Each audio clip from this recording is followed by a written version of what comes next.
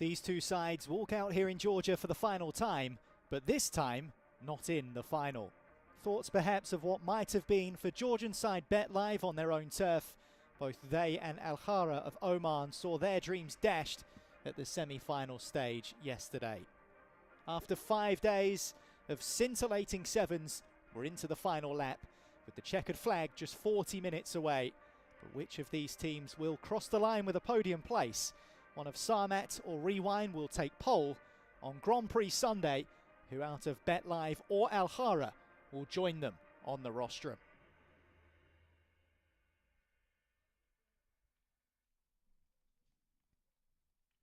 Welcome for one final time from Tbilisi, Georgia, where 16 teams from 13 nations have put pedal to the metal to determine who will be the champions of Grand Prix Sevens 2024.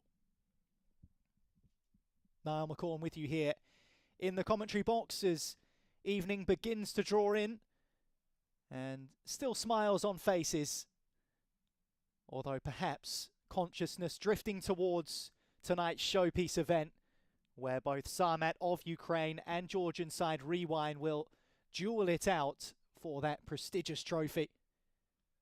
No doubt disappointment still in the air for both of these sets of players, although a chance to finish this tournament on a high and go out as the third place side in the competition.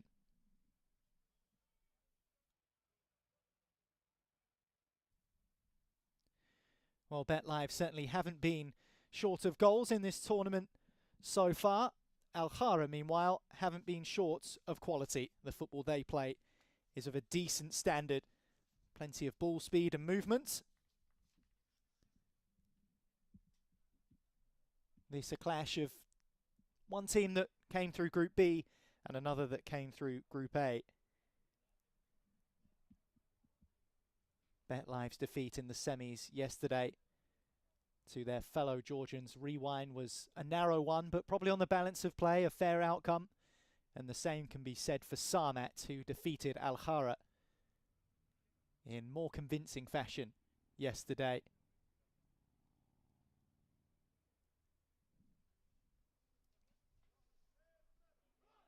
Sometimes these tournaments don't always pan out as you expect, but we probably did expect these two sides to be two of the teams to make it deep into the tournament. 16 sides represented, 4 of those from Georgia and 12 other nations as well competing to try and be crowned the champions of Grand Prix Sevens.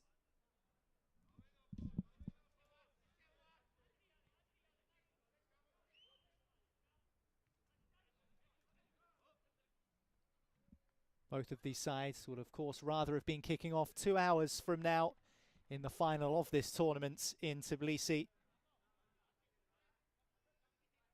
That honour reserved later on as we find out who will be crowned champions of this enthralling competition. There's been so much drama, so much quality on display. And still time for plenty more this evening, starting with this third place playoff between BetLive of Georgia and Al Khara of Oman.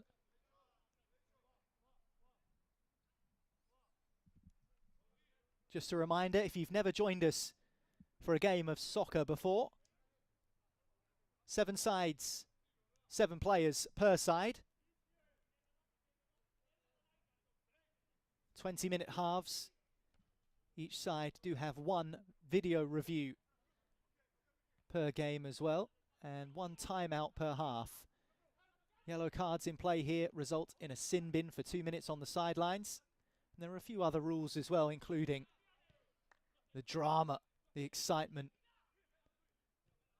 the unique element that is soccer penalties. We might not get to that in this game, but perhaps in the final, if things are tight, which is what we're expecting later today in Tbilisi, you may well see the thrill of those unconventional penalties that you'll only find in a game of soccer. 2 minutes on the board then, still no goals to speak of, not a great deal of chances, and usually is the case at the start of a game of soccer. Sides try and feel each other out, although we have seen some early goals scored and teams have gone on to use that as a real platform to get the results they need. BetLive in the black, Al-Khara in the white. And this is Togonidze for BetLive. It's the return from Kelikashvili. Here he is again with his pink boots. And here's the captain, Togonidze. BetLive just content to knock the ball around and build up a bit of tempo. Speaking about starting well, Al-Khara needed a big victory in their final group stage game against Tbilisi City Hall. And they really found it as well with an excellent start. A couple of goals right at the beginning of the game from two of their star players, Bahajaj and Al-Shamsi, both of whom have really played their part through the tournament. That's not to take anything away from the other players that have featured for Saud Al-Rawas's side in this competition.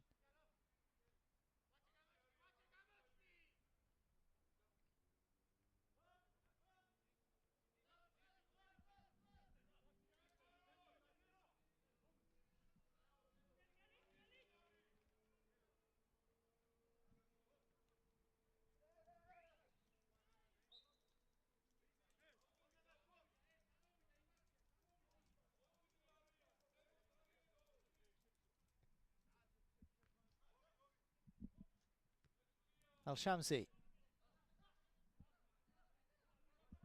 The goalkeeper Al-Wakhaibi's come out of his goal. Here's Mutasim Al-Shamsi again. Bahajaj. Well, Al-Khara do like to try and take their time in possession. They'll look to try and find that killer pass, usually through the heart of the pitch. They're not really a team that uses the wide areas too frequently, but maybe a change of game plan to try and secure that bronze medal at this tournament. There we are, there's that slow build-up and then the quick release of the ball forward. And BetLive trying to capitalise on those white shirts that have flooded forward, but they've won it back, the Omanis, poked on by Al-Shamsi.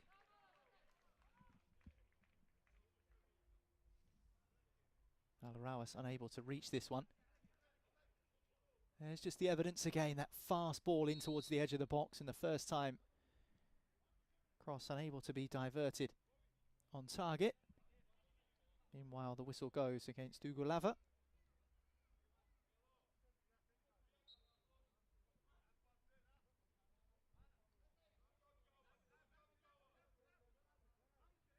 Remember, this competition kicked off on Wednesday afternoon, 2 p.m. local time here in Tbilisi. And here we are, just a jot after 7 p.m. in the Georgian capital, and we're still playing soccer.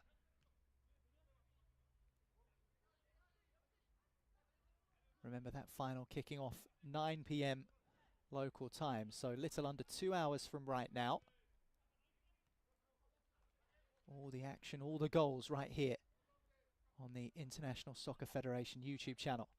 Might we see our first of this third place playoff now, as the Omani side Al-Khara on the move down the right side.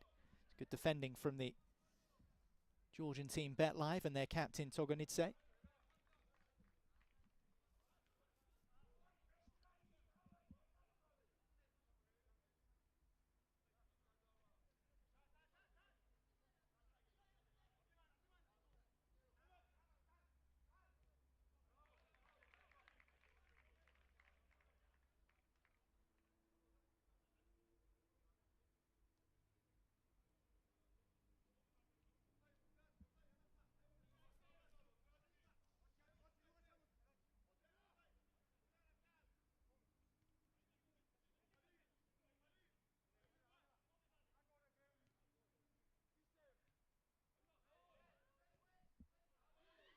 Good chance for the opening goal here. The goalkeeper was sat down there. They tried to play the intricate way, did BetLive. Never got the shot away. They're in a good position to do so. Lofted out to the centre now. Kelikashvili. And Togunidze. Kelichashvili again.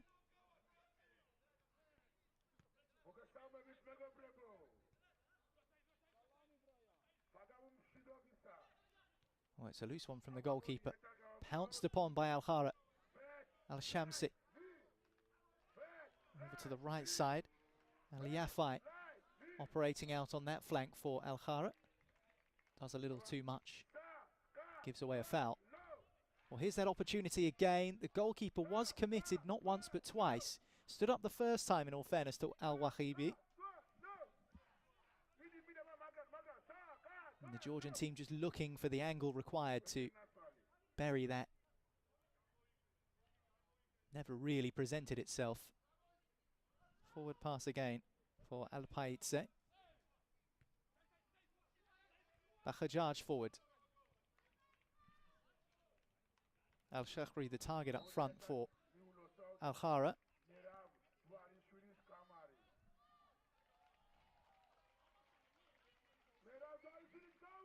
Well, just a reminder of another of those sevens rules. If you're taking a kick in, which is what we do here, from the side of the pitch, your foot cannot be over the line. Not a single part of your boot or trainer, whatever footwear you prefer, can be over the line when you take a kick in. And the referees are red hot on picking that up, especially as we head into tonight's final. These match officials, sharp as a tack.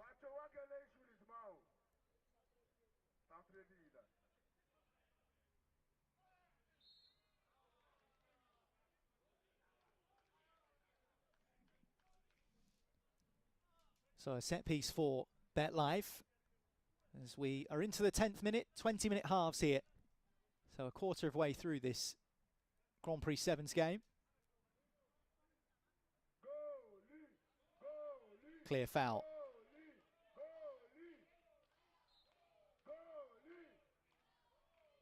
So it's going to be fired in low. It is, and deflected away from the goal. Well, Al-Wahibi in the Al-Hara goal didn't look too certain about that one. You can tell by the run-up that this was going to be fizzed in low, and it was. Just almost scooped away from the target. Space opened up there at the near post.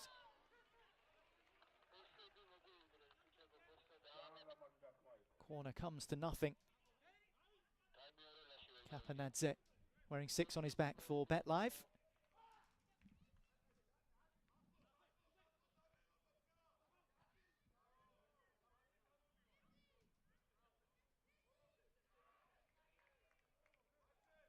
Well, attempts like that are not unusual.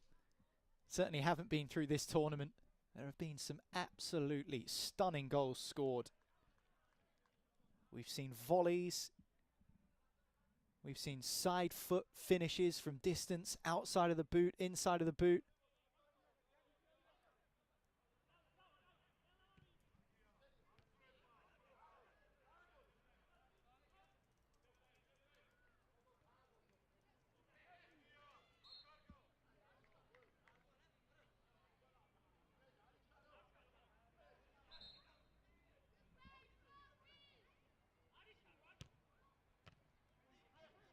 Long range effort. Almost sticks to the centre forward. Bakhajaj nudged off the ball, no foul. Now the whistle does go. The advantage was just being looked at by the referees there. They've dragged it back for that infringement. Still goalless here in the first half of this third place playoff in the Soccer Grand Prix Sevens, brought to you by the International Soccer Federation and Soccer Georgia. All of the coverage live on YouTube throughout the course of this week. We all started on Wednesday afternoon with the group stages. Bet Live coming through Group B, qualifying with a 4-0 win over Arizona from Cyprus and a 4-2 victory over the Real Panthers of Portugal. That means that whatever happened in their final group stage game against Moldovan club Avant-Garde, they were already in the knockout stages, and they've managed to reach this third place playoff, beaten in the semi-finals yesterday by Georgian compatriots Rewind, but looking to try and set that right today with a flourishing finish. That's a corner. Nadidadze, who's been one of the stars for BetLive, you have to say. I was mentioning just a second ago about some of the goals we've seen with both the inside and the outside of the boot. Well, he's been a component of that just himself alone. One of the group games. Well, there you go. There's the outside of the boot, right on cue. Nadoradze. One of the group games, he scored a set piece from a similar distance to that with the outside of his right, just as he tried to take the shot on there. And then about 10 minutes later, with the inside of his right from the other side of the pitch. Two absolute stunners in the same match. Here's the lively Bakhajaj getting Al-Hara up the field. Al-Shakhri, Bakhajaj again. Delicate footwork round the corner from Al-Shamsi. This is nice from Al-Hara. Can they make it count? Well, they're somehow keeping control of the ball. Al-Shamsi again thought about shooting and does so. And the goalkeeper just about scrambles it away via an excellent save down low to his left. Chankwatatse with an excellent save. And Al-Hara coming again. And that's probably the best opportunity we've seen so far in the first half here in this third place playoff in Tbilisi. Well, excellent build-up play from the Omani side. And there's Mutassim Al-Shamsi with the effort. Right-footed, and the goalkeeper had to be down smartly, and he was.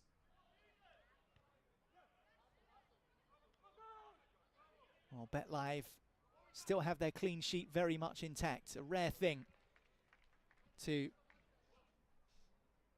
win by a scoreline to 0 in Soccer Sevens. We've only seen one goalless draw through the whole tournament, and that came in the group stages, of course, as all of the knockout matches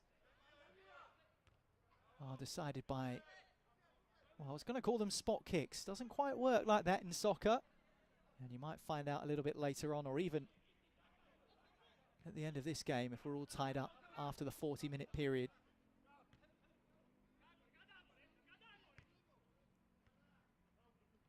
Just over 5 minutes to play of this first half. BetLive of Georgia 0, Al-Hara of Oman 0.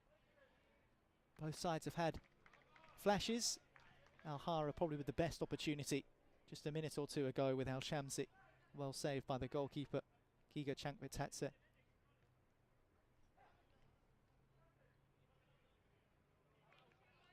We've seen some real stars feature through this tournament, particularly stars of Georgian football.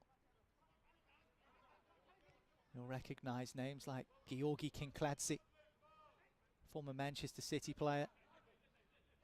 Khacha Khaladze as well, who played for AC Milan, hundreds of Serie A games for the Italian Giants at professional level.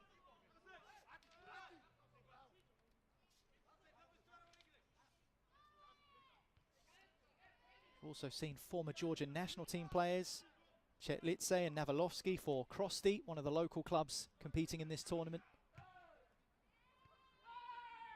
Nadoradze goes on a weaving run. It's settled for Pantsulaya, but stabs his effort over the crossbar. Little puff of the cheeks from the BetLive number 7. Here's Nadoradze just trying to barge his way through. Lost his balance, but managed to knock the ball on for Pantsulaya. Couldn't keep the ball under the crossbar.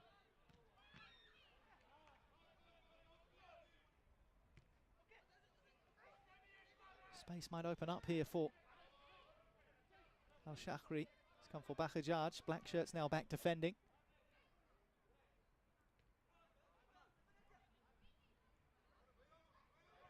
Oh, it's loose, but there is a little bit of a tug in there, so the whistle has gone.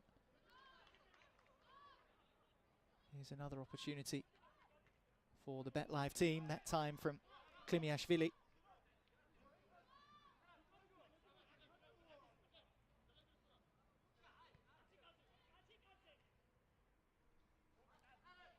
Well, as we approach half-time, it's been a few chances in this game, couple for either side. Can someone pierce that deadlock and break through the other before that whistle comes.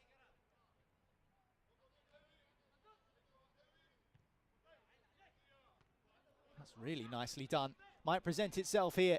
Alhara with a great chance. Brilliant goal. Bahajaj. In those pressure situations, there's no one better really. And the Omanis on the board in this third place playoff in Tbilisi. It was so well worked. We'll see the finish here as he dances between two and just thrashes it in over the top of the goalkeeper. That touch essential, away from Nadaradze. Can't be poked off of him by Kelikashvili.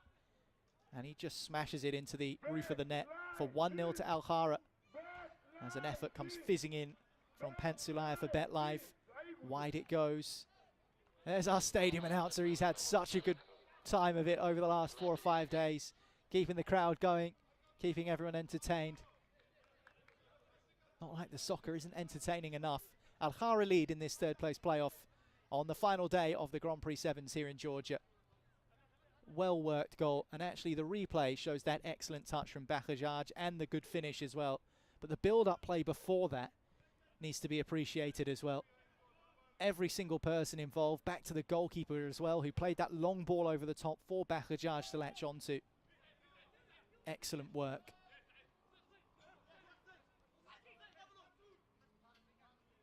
So we have our first goal of the day. Kelikashvili looking for the second in favour of the BetLive team. Remember, no issues with shooting from the halfway line. We've seen some of the best goals this week from that sort of area. So into the final minute of this first half. Lofted into the box, headed back across. Maybe just didn't have the stretch required. Nika Pantsulaya. Smashed clear by Alhara. Up towards Al-Shakhri. Doesn't stick to him. Down for Al-Shamsi. And here's a look at that opportunity again as it was lofted in towards Pantsulaya. Well, you can see what he was trying to do as he was backpedaling, heading it back across. Might have been the percentage play, but actually there was no one there.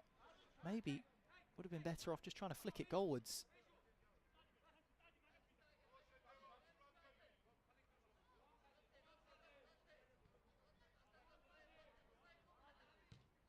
It's a long-range effort.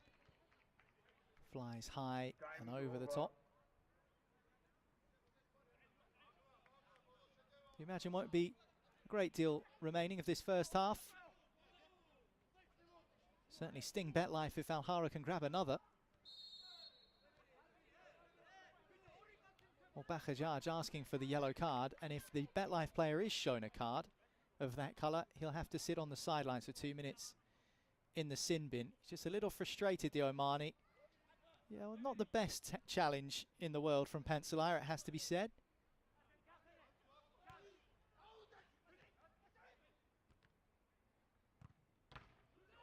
Well, a double slash at goal from Al-Shakhri.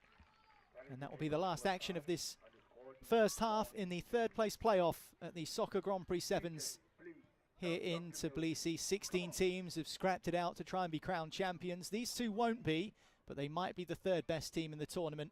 And at the moment, that honour is going to Alhara, who, after excellent team play, scored a great goal, finished off by Bahajaj.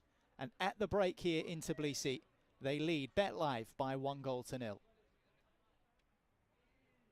Second half action coming up for you very shortly after the two teams have taken on some fluids and a breather. And of course, later on tonight, the grand final of the Grand Prix. Sarmat against Rewind, and you won't want to miss it. See you shortly.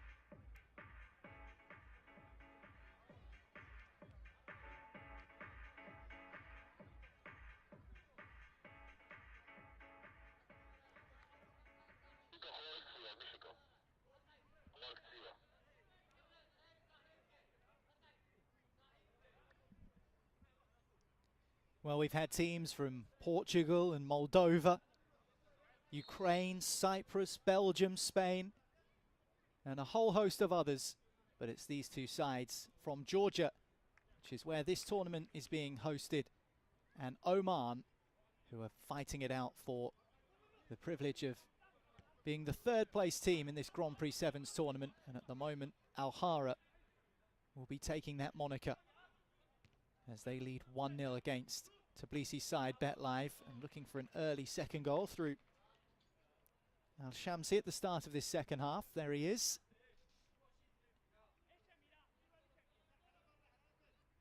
Along with Bahajaj, being Al-Hara's best player this tournament, no question. Dropped in by Al-Yafai. A rather scratchy volley at the far post, easily claimed by the goalkeeper. Well, Al-Shamsi was just appealing for handball, but would have been exceptionally harsh. It's a good block. Remember, you're not allowed to slide in sevens, but I think that was just a stretch and block more than anything from Bet Live. Of course, the big one is later on. 9 p.m. local time in Tbilisi. It's 4 hours ahead of the UK if you're based there, or 3 hours ahead of the rest of Europe.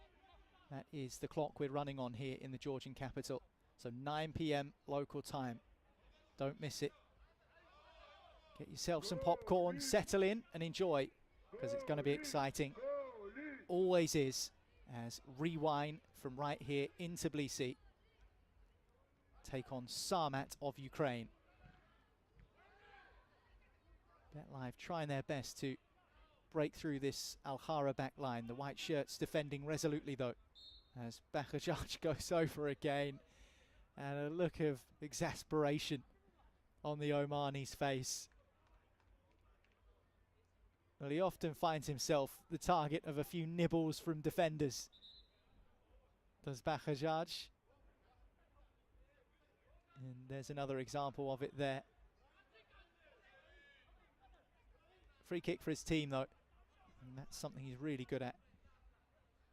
Drawing those fouls. Teams just can't resist having a little bite at trying to win the ball back off of him. He'll be one to watch later this year, no doubt about it. In the Soccer World Cup in Oman, the host nation for the event in Muscat, the capital of the Middle Eastern country, in late November and early December. You'll find more information about that World Cup on the Soccer Federation website, as can you about many of the other tournaments that take place around the globe. There might well be one near you, so go and check out the website.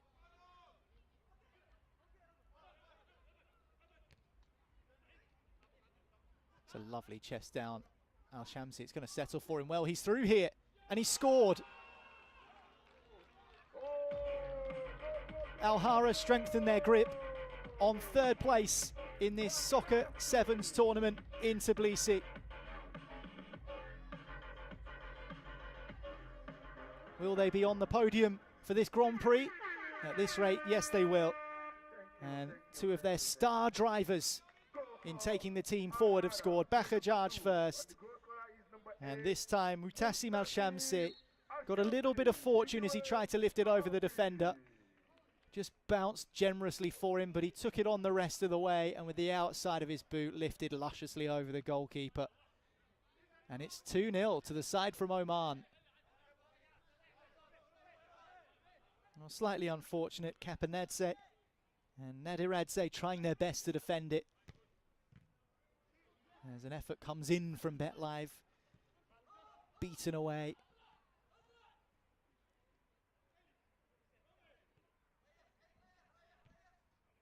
Sometimes you get those favourable bounces in soccer, and that's exactly what's happened.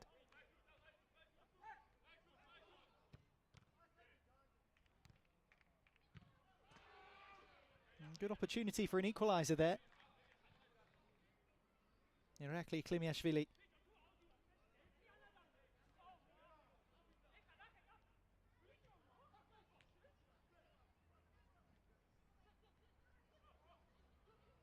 Good run from Bajaj. Well, it's just on a heap in the ground in a bit of pain here. I think it's his wrist or his hand that he's gesturing towards there. He managed to worm his way past a couple of black shirts and then poke a shot over the crossbar. Was leaning back, never really got the right trajectory on the ball to cause the goalkeeper problems, but he has somehow caused himself a bit of discomfort in and amongst all of that. Let's take another look. This is what he's so good at, just driving past players. Well, it seems to be after he takes the shot that he's got an issue with his wrist. Difficult to tell as the camera pans away along with the ball going over the top there, but he's back on his feet. And credit to the 2 or 3 physios we've had at this tournament. They've been absolutely outstanding, administering treatment to the players when required.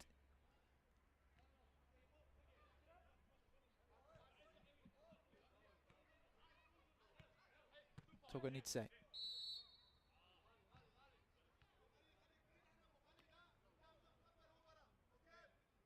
Free kick to BetLive. Referee just asking for the correct distances.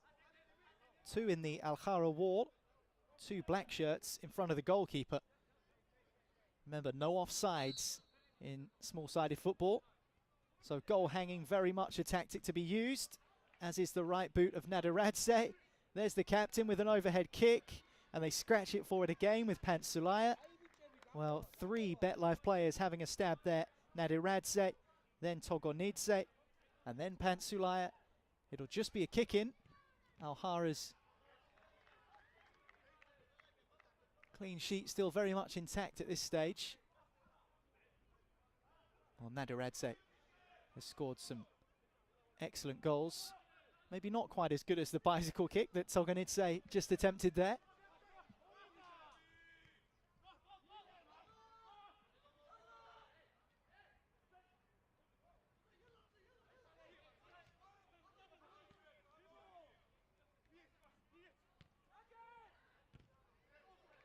Well, no chances taken there by Bajaj. Just wanted to see it out and away. A good pass from Togonidze.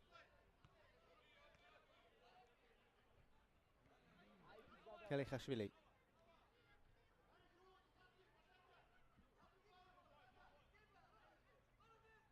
Alpaidze. Forward for Pantsulaya.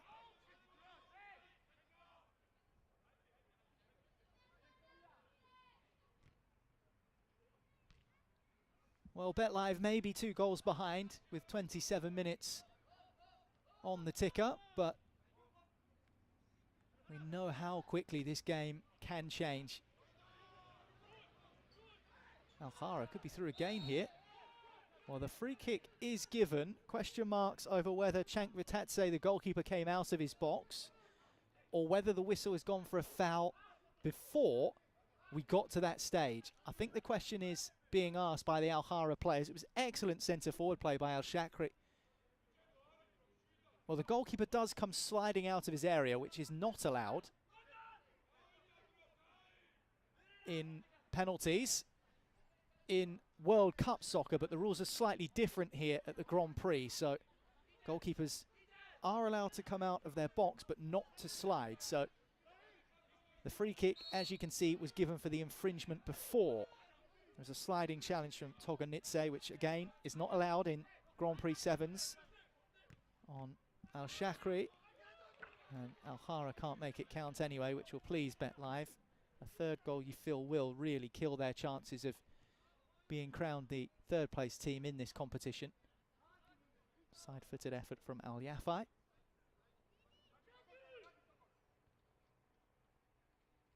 So just to tidy up, no sliding allowed outfield, no sliding allowed by goalkeepers outside of their box.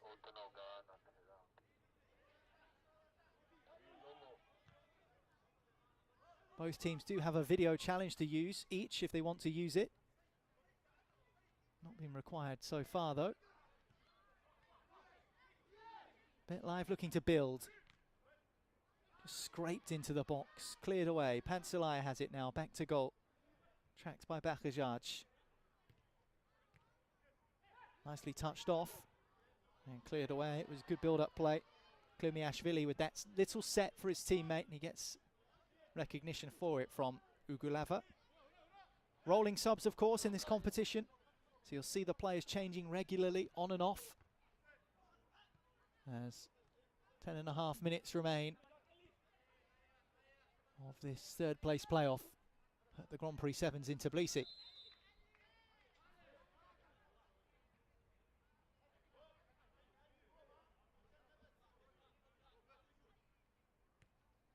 Well, BetLive conceded the first goal in their semi-final against Rewind last night. Conceded the first 2 goals here with 10 to play. Good effort from the former Georgia international, Irakli Klumiashvili. Picked up 5 caps for his country, the BetLive number 8. Togonidze.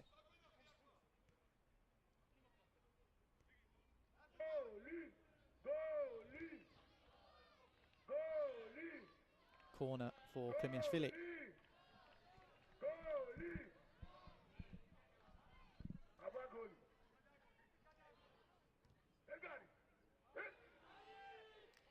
Well, rising at the far post, Pansalaya.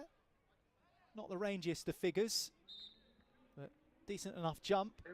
Here's that effort from Irakli Klumiashvili once more. Good save from the goalkeeper. Not sure whether it was, in fact, inside that post, but the goalkeeper not taking any chances, and a timeout has been called. Remember, either side has 1 timeout per half to use, a minute to just reset and take on some instructions. At the moment, Al-Hara leading by 2 goals to 0 thanks to this, their second. An excellent weaving run. Bit of fortune there as it deflects off the knee of the BetLive defender, Kapanadze, but the rest of the work has to be credited to Al-Shamsi, who kept moving, danced his way through and lifted it nicely over the keeper. Bakajaj had fired Al-Hara in front in the first half. They've played the better football, I think, in terms of the patterns of play, Al-Hara, particularly in the first half. Second half, BetLive have seen more of it. A couple of saves have had to be made by Al-Wahaibi in the Al-Hara net, but as our minute-long timeout is over, we'll get back to it with just about 9 minutes left to play in this third place playoff at the Grand Prix Sevens. The final coming up for you shortly, so stay right here on the International Soccer Federation YouTube channel. We'll bring you full live coverage of that game between Sarmat and Rewind.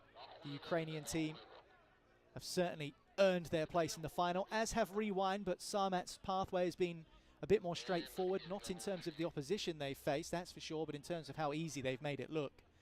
But it all boils down to that final 40-minute affair, kicking off at 9 p.m. Georgian time.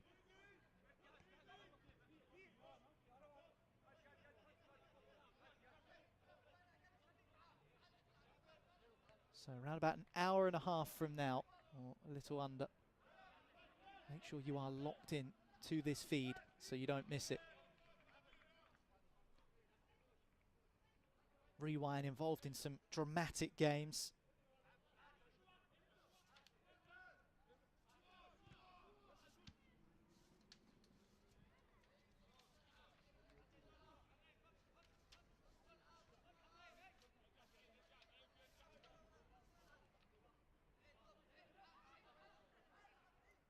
Both sides from Group D, of course, in the final.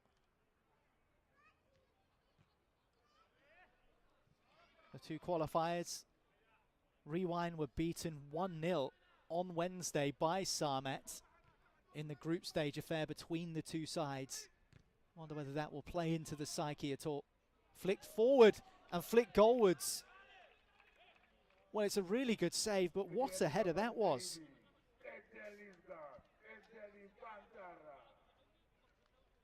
Al-Hara's centre forward Saeed Al-Shakri with an excellent flicked header. And the goalkeeper, even though it was drifting wide, just wanted to make sure. So it's an Al-Hara corner. Easy enough for Nadaradze. Deflects off of Shamsi, brought down by Bakhajaj. Inside by Al-Hara, off the forehead of Al-Shamsi again. Here's Al-Shakri. Well, it's been a good game, this. Maybe not as high octane or fueled as some of the other matches we've seen in this tournament, but in terms of the standard of play, it's been really good. Look at this for a header. Oh, it might well have been creeping in via the post as well. Just a long ball from the goalkeeper. Sometimes those route one passes can be really effective.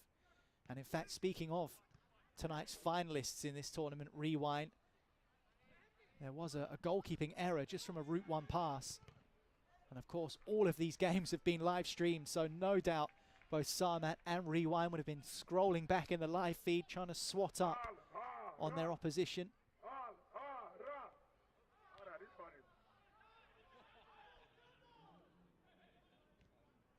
This is serious business, Socca. Well, here's that chance again. Long ball from the goalkeeper. Flicked towards the far post. Maybe it was just drifting wide, but still. That was a good passage of play. Oh, appeals for handball, and those appeals are heard. Well, the locals have enjoyed it here in Tbilisi. Action started on Wednesday afternoon. We had a host of group stage games.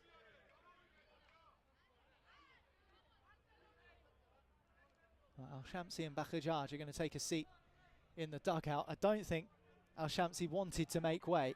His side have 5.5 minutes to hold out if they're going to be the third place team. In fact, Al-Shamsi was shown a yellow card, which I missed. Here's why. Well, maybe just a bit of wasting time, actually. And he's not convinced by it. But a sin bin, so there was a substitution there made by Al-Hara. So Bakhajaj is off as a sub. He's been replaced, but Al-Shamsi will have to sit in the sin bin for a couple of minutes. BetLive trying to take advantage of the extra man that they do have. So it's 6v7 at the moment in favour of the Georgians, but the scoreline 2-0 in favour of the Omanis.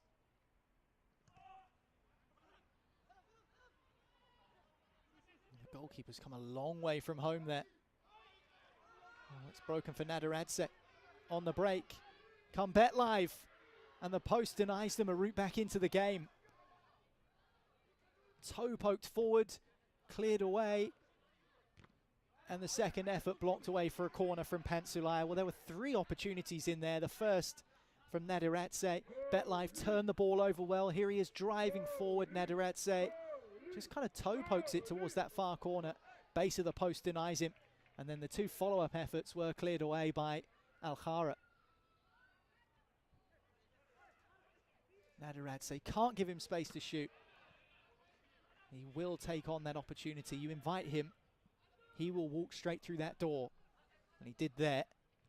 But no damage done as far as Al-Hara are concerned. 4 minutes to play then. Al-Hara 2, BetLive 0. Third place playoff in the Grand Prix Sevens here in Tbilisi. A third goal will kill this. And the Omani side are hunting for it. Well, deflection means it's a corner.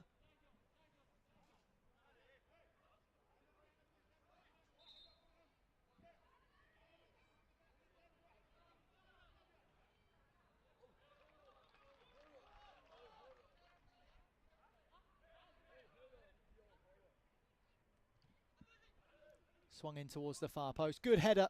And the effort from Al-Kahdiri is just wide. Al-Khatiri was in a good position on the edge of the box. Here's the header across. Really well done by Al-Mashaiki. Abdulaziz. Al-Shakhri. He's been good, the centre forward. Saeed Al-Shakhri. Done what he's needed to do. Very nearly scored with that excellent reverse header. And although Bakhajaj and Al-Shamsi will probably take the glory in terms of being the goal scorers in this 2-0 scoreline so far, credit the work from Saeed Al-Shakhri. He's been really good up there. Well, a timeout has been called, and Al-Shamsi has returned from his sin bin. So we're back to 7v7. Just a reminder on those timeout rules, each team has one timeout to use per half. But if you don't use your timeout in the first half, it doesn't roll over to the second. So you can't accumulate timeouts or double the time from 1 minute to 2 minutes.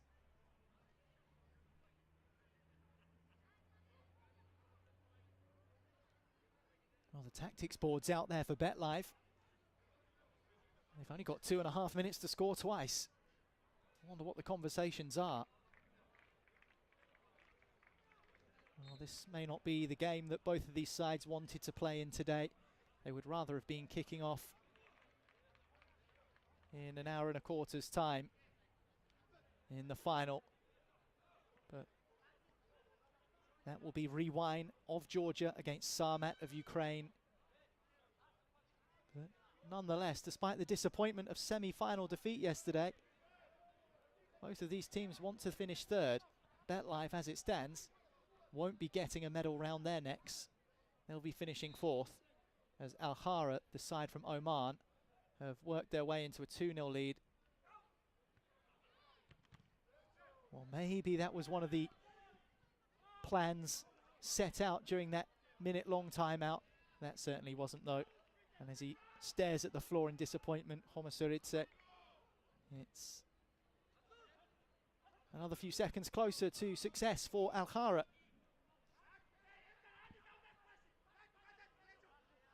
2 to play. 2 up to Al-Khara.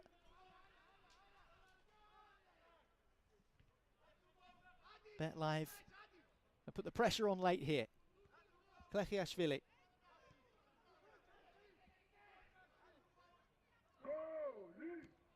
All given away. Chance for a counter here. There's nobody back for BetLive. Oh, wow, how's he missed that? How on earth has he missed that? Well, hands on heads all over the place here in Tbilisi, including here in the commentary box. My hands on my head scratching it. How's he not finished that? Well, that would have killed the game. And somehow it's been blasted over the top. Now, we know there's drama in these games of soccer. Surely Al-Khara won't live to regret this. They're 2-0 up. They had a man over. Oh, my word. He's already scored one. He's had a great tournament, Mutassim Al-Shamsi. Oh, it does bobble up a little bit, but he should be scoring that. Can you imagine if BetLife sting Al-Khara now? Togonidze's taken a bib on. He's playing in goal. Across to Pansalaya. Good chance. Oh, and it's just struck the goalkeeper in the chest. I'm not sure he knew too much about it, but it could be a huge save for Al-Khara. Into the final minute, into the final 35 seconds. Nadiradze, who's out of his goal. Deflected corner.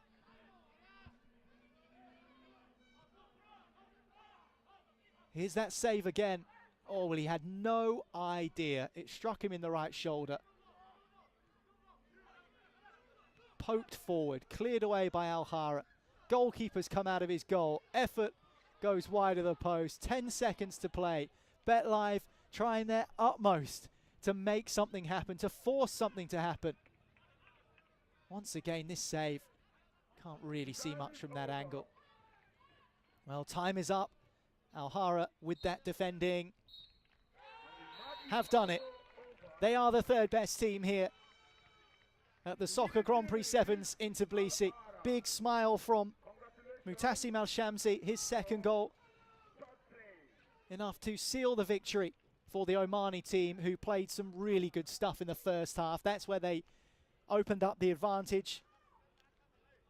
Bajaj, who's had an excellent campaign through these 5 days, which started on Wednesday, and the team from Group A, who qualified but knocked out in the semi-finals yesterday, finished their tournament with smiles and a third place finish in this competition in Tbilisi. Disappointment for BetLife, who never really got going in truth, and Al-Hara deserving of that third place award. So we know who's finished fourth, we know who's finished third. Who will finish first? Who will win this tournament in Tbilisi? Well, you will find out in around about an hour and 10 minutes time right here on the International Soccer Federation YouTube channel. We will be bringing you live coverage of the final. It is Rewind from right here in Tbilisi, Georgia, against Sarmat of Ukraine.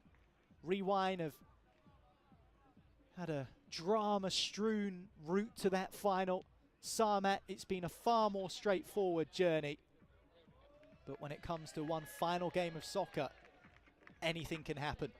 Well, to find out what will happen, make sure you stay tuned in. I've been Niall McCorn. Dan Shaw will bring you the coverage of that final from the commentary box. But from everyone here in Tbilisi, we'll see you shortly.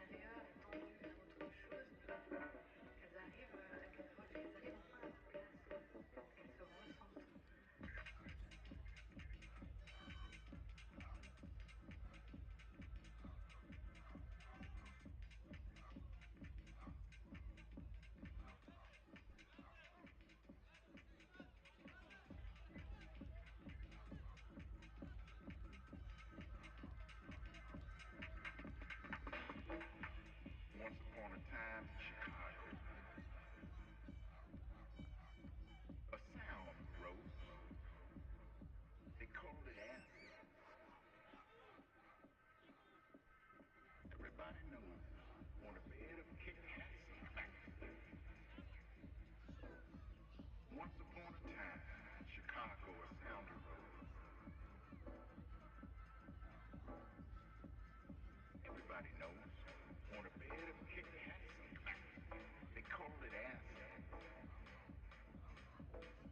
They called it acid. Don't lose control. Be right on. Like a toxic waste site. Like a toxic waste site. Yeah.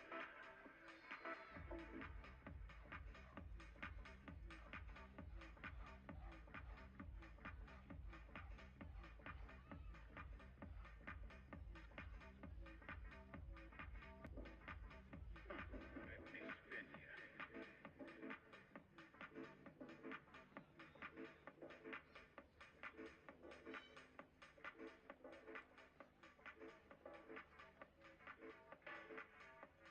Sound of a road. TV 303 excites me while the drum machine drives me.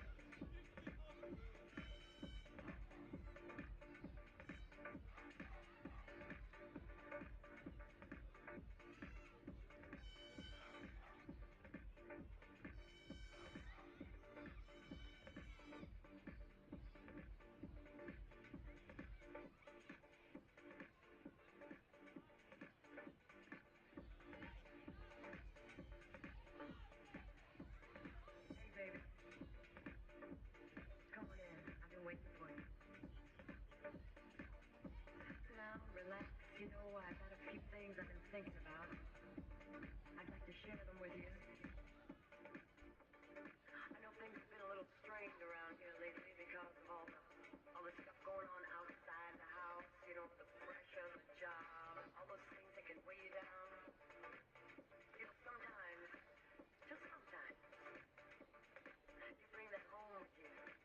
And I understand, but you know, I want us to just stop for a minute and think about how much we have together. I'm not talking about the material things, you know, I'm talking about the years that we've given to each other. The laughter, the tears, the joy, and oh yeah, we can't forget about the heartbreak. But hey, we're still together, not because we have to be, but because we want to be. I know we can make it, babe. We can make it.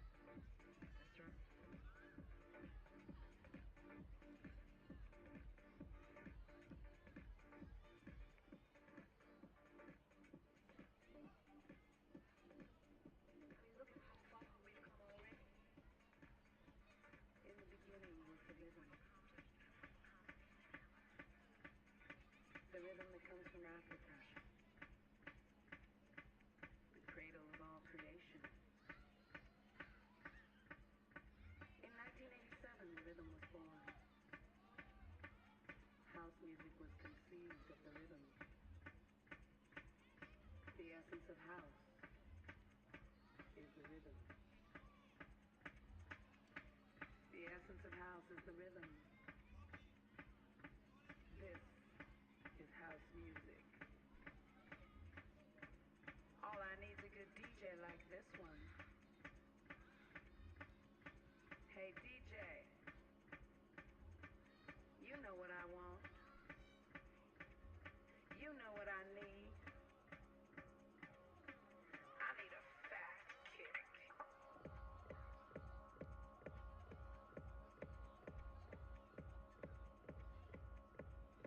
Hey DJ, give me the snare. Give me the clap. Give me the hi-hat. I need a fat kick. I want a sharp clap. I need a punchy snare. I want a kick and groove.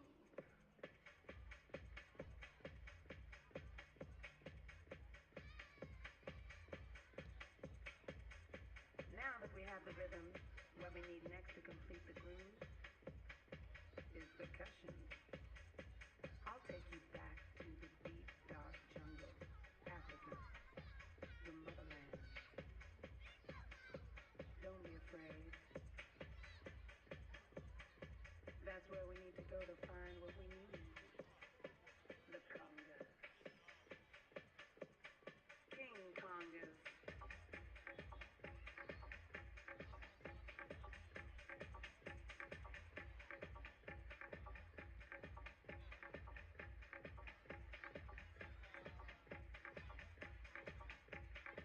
And now, there's only one more thing missing.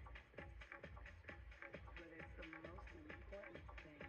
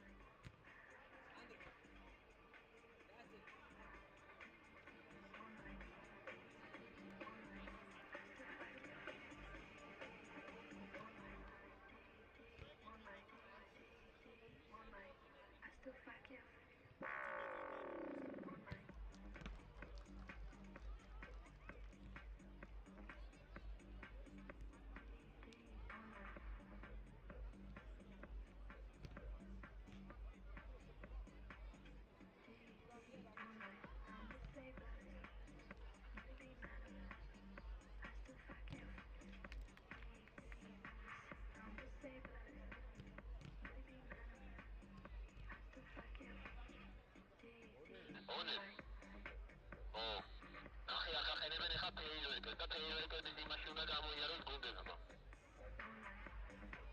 წინდა კადრი. ხო, ვისწეროთ ყველაფერს. ეგ რა არის? კამერაზე. შემოდის სპორტში მაგ დაგრული ბლე. ხო, შემოდის. ჩემი ხელნაკეთი.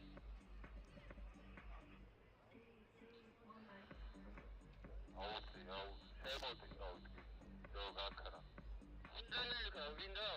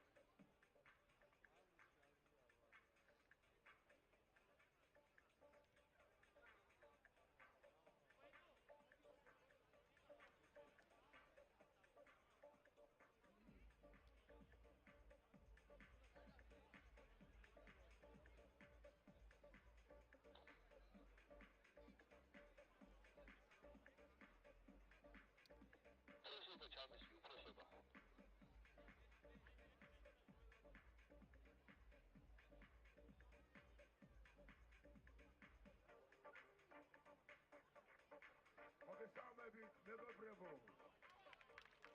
გამარჯობა. აბა როგორ ავარ ძმებო? მალე დაიწყება ფინალი. მანასანამ დაიწყო ფინალი. off side ბიჭები გამოვლენ სცენაზე. მოგესალმებით მეგობრებო. გამარჯობა. გილოცავს დღევანდელ დღეს ერთ-ერთ ლამაზ ფინალს და კიდევ ერთხელ მერაბ ძვალიშვილისთვის შევკურათ ხმაური დღევანდელი გამარჯვებულისთვის. ახალი ჩემპი ყავს საქართველოს. Let's go! მეგობრებო, აი აქ ვით ვიხართ ხოს თუ რამოდენიმე წუთი დაგვითმოთ, მოტრიალდეთ ჩვენსკენ ან ფეხზე დავდგეთ, ერთად გავამხნევოთ დღევანდელი ფინალისტი გუნდები. და ჩვენს დღევანდელი არტისტები გაგვამხნევეთ თქვენი ენერგიით. იმედია მოგეწონებათ დღევანდელი თამაში. კიდევ ერთხელ ხმაური შევქმნათ ერთმანეთისთვის.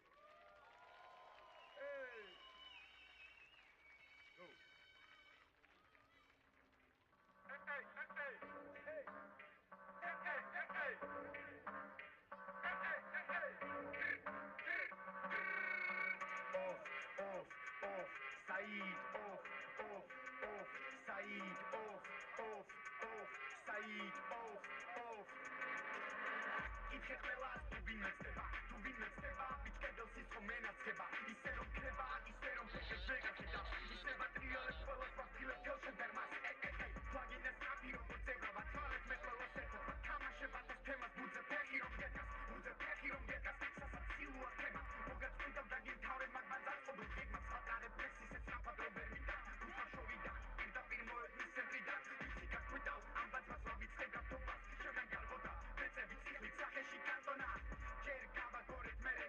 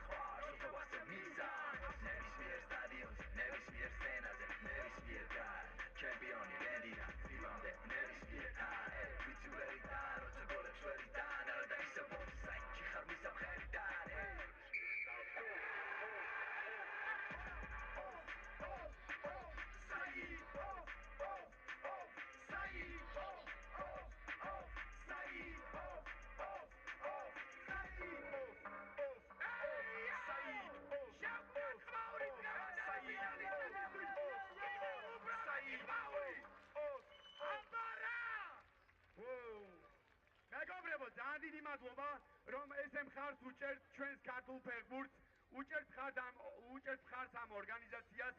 კიდევ ერთხელ მინდა ხვაური შევქმნათ დღევანდელი დღისთვის ყველამ ერთად. Yes. და კიდევ ერთხელ არ დავიღებულები ამის თქმით. მერაბ თვალიშვილისთვის შევქმნათ ხვაური! ახალი ჩემპიონის ბიჭო!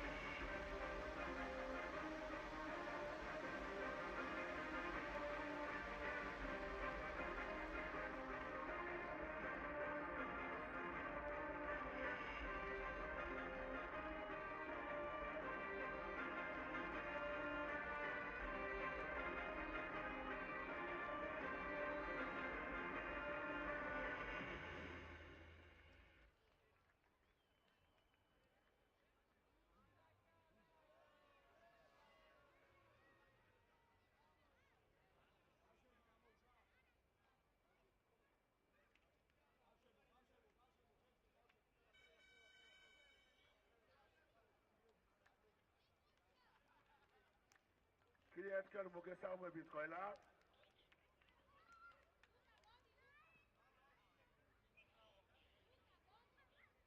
მალე დაიწყება ფინალი.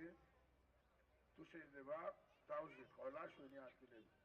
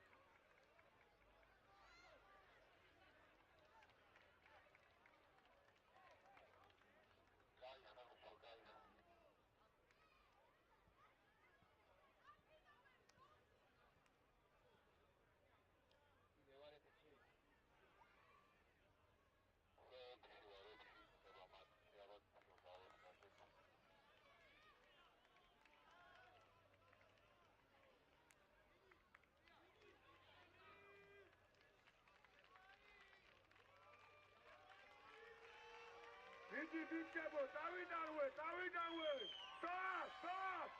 No! No!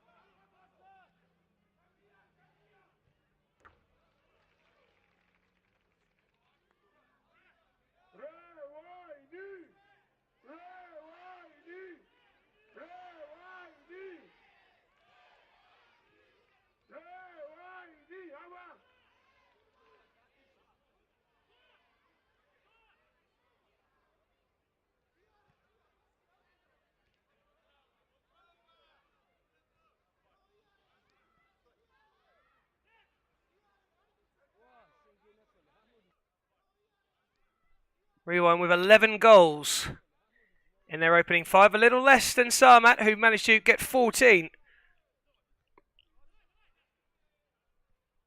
Rewind also have conceded one more than Sarmat, 7 to Sarmat 6. And Sarmat, as I mentioned earlier, have won every game on their way to this final, including their opening game against Rewind in Group D, which they won by a goal to nil. That's Markinich in orange in the Sarmat goal, just lifting forward. Challenge in the centre by Kitsurashvili.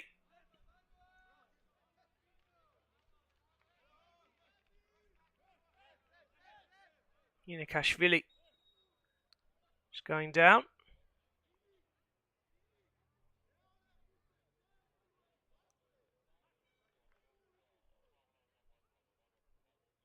And a semi-final that saw Rewind get here by beating fellow Georgians Bet Live by 3 goals to 2. And Sarmat, who had a tricky semi-final ahead of them in the shape of Alhara from Oman. The tricky Bakhayaj and Al-Shamsi, the two players rather, pulling strings for that side. But Sarmat again, too good, and their organisation, their ruggedness shone through again. They just have a way, Sarmat and the Ukrainian national side also at this soccer level, of just seeing teams out. They're so hard to break down. Big, strong, physical guys, organised. Now here will come Rewind, looking to get the opener, and they might just do here. Last gasp defending from Danit Sendetsky. Keeper at 0-0. That's for Kanya.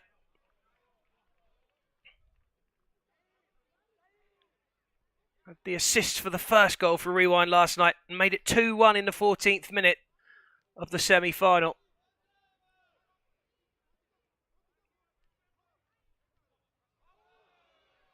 Just nicked it back there. Keeper palmed it into danger, really. Sarmat were able to clear their lines.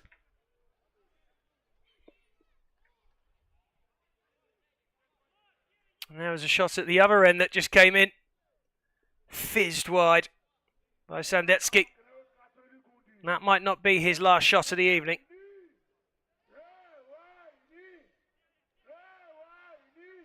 Well, you can hear that the Tannoy and the fans in the stands are very much behind Rewind, who are, of course, from the host nation of Georgia. That's fizzed over, this time by Kukuyanishvili.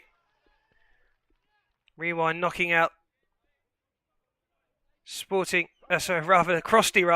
in the quarter-final of Georgia, and then Bet Live of Georgia also in the semis. And that one's way off its destination. We'll go up for a kick in.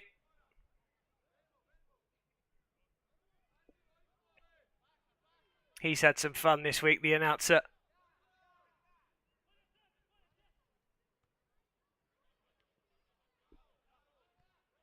So Rewind knocking it about nicely. That's a heavy touch in the middle, but it's tidied up.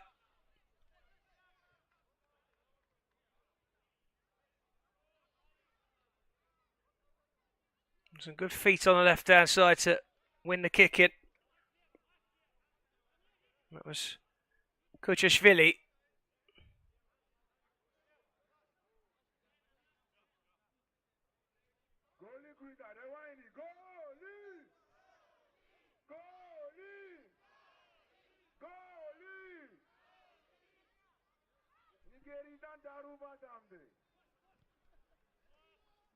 Anja Paridzi, that man there in the purple in goal for Rewind.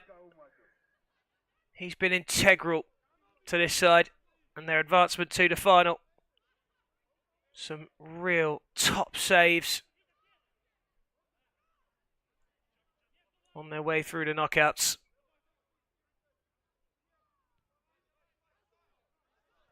Rewind happy to keep the ball, and Sarmat happy to let Rewind have it there. as they so often do. They won't chase you down too much, Sarmat. They'll just stand their ground and they'll make you try to play through them. Keep a shape and a composure. It's a robotic way of playing that Sarmat have, and it's effective for them. So far, they have been the most successful.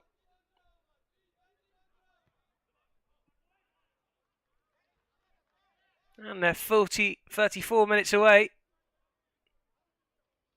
from lifting it. If they could just get one more victory under their belts.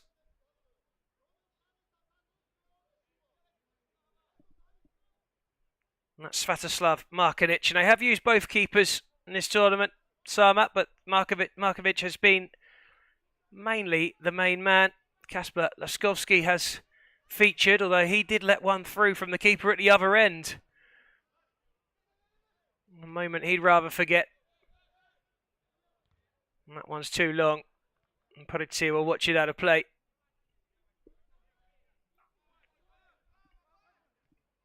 There's been 120 goals in the 29 games so far, which is an average of just over 4 per game.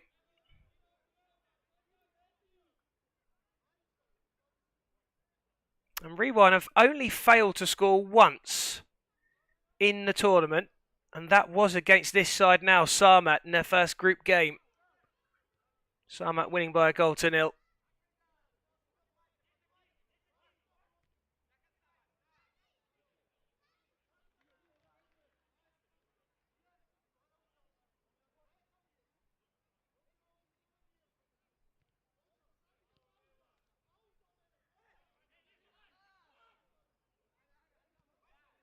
Rewind have won the battle of the 4 Georgian sides. They've got the furthest in the tournament.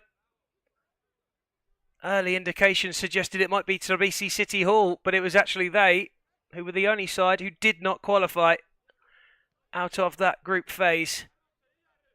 Rewind left it late though. They went through on 4 points in the final game of Group D. They sent Tesla Sparjarun of Croatia home.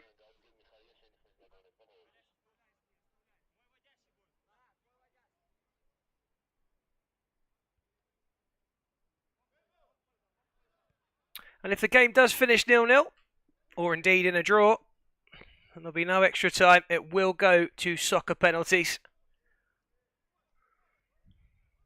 And if I need to go through the rules with you on that, we'll do it a little later should we need to, because it can take some time.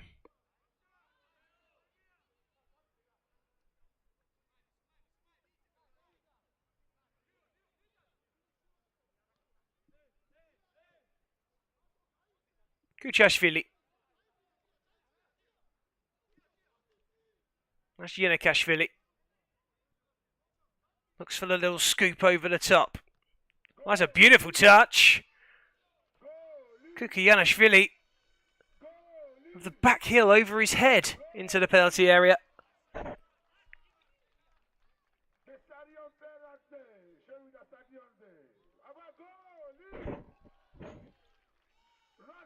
Kintsarashvili and Kuchashvili over it. And it will be the former to take it. And he's impeded the pitch while taking the kick in, and so it will be thrown over to Sarmat to get us restarted. Not only penalty shootout I mentioned.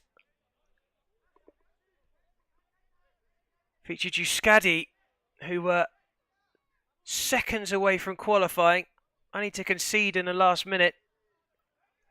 And then lost sudden death.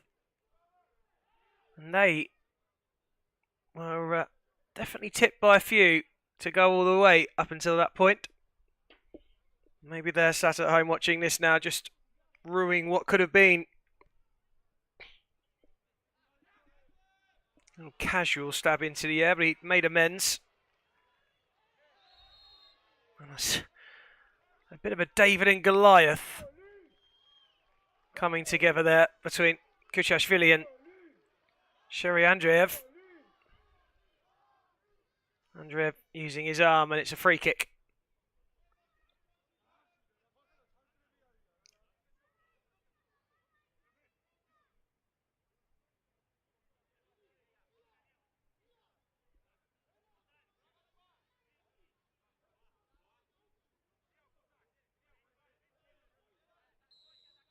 Well, they fancied a shot here, Rewind.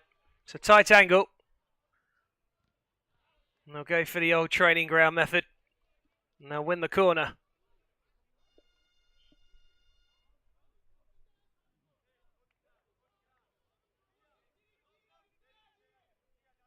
It was Alexander Koleshnikov who got the goal between these two sides in the opening game for the pair. And Koleshnikov, unfortunately, does not feature tonight. He injured himself, rolled his ankle yesterday. He's a huge player for Sarmat. Quite possibly the most important, but he's not here for the final. And that will be a huge boost for Rewind.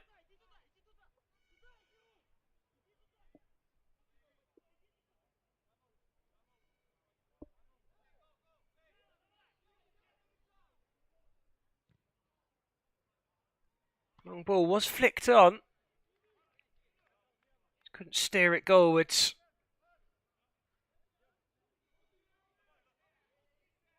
Pavel Zabrocki in the number 4 in the green jersey.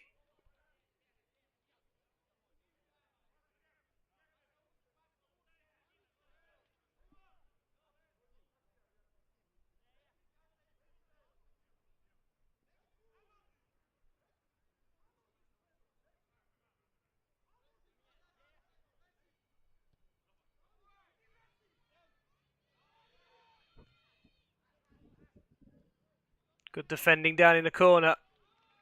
Ball is given away. There's a little bit of an apology as the defender went in.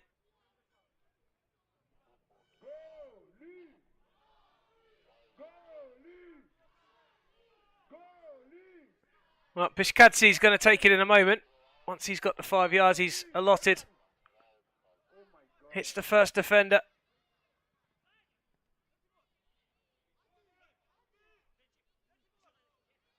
Good work from Rewind to stop the attack.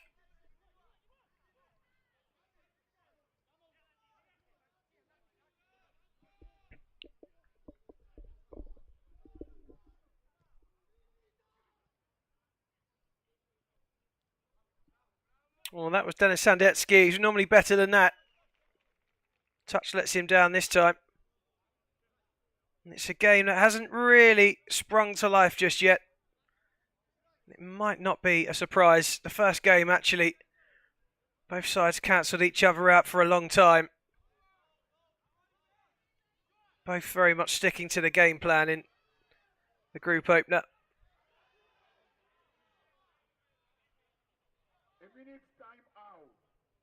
Well, timeout called. And if this is your first Grand Prix Sevens game, then let me tell you that both sides get 1 timeout each in each half. You don't have to use them. And you can't save them up and not use one in the first half and have 2 in the second. It is 1 each, and that's that in each half.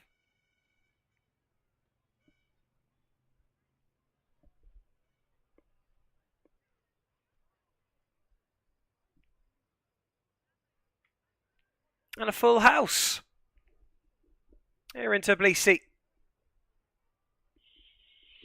And you can only imagine that if Rewind go on to win it, it's going to be a full house down at Rewind a little later tonight. And the goalkeeper Angie Paridzi may well have to extend his licence, because that could be some party.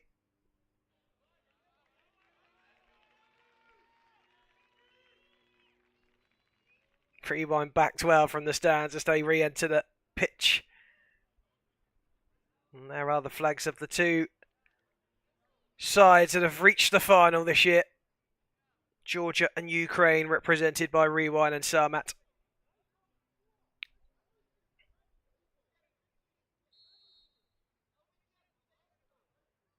5.5 minutes of the first half remain.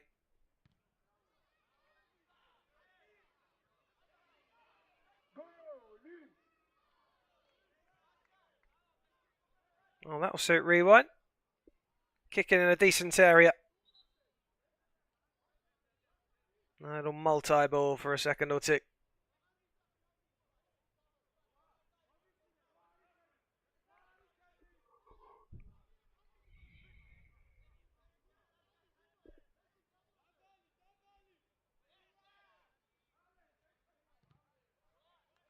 Out of play.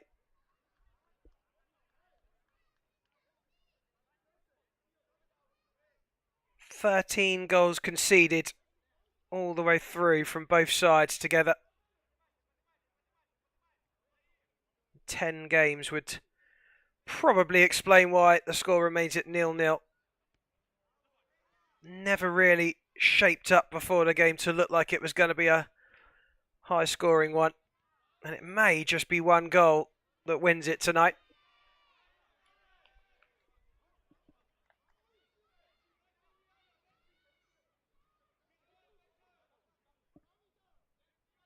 Sarmat have won every game bar the semi-final by just the odd goal.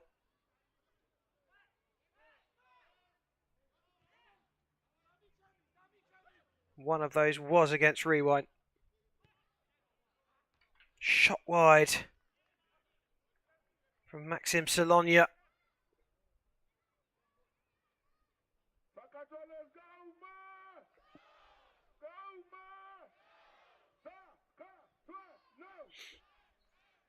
Well, Sarmat didn't score their first goal till the 20th minute, right on the stroke of half-time yesterday.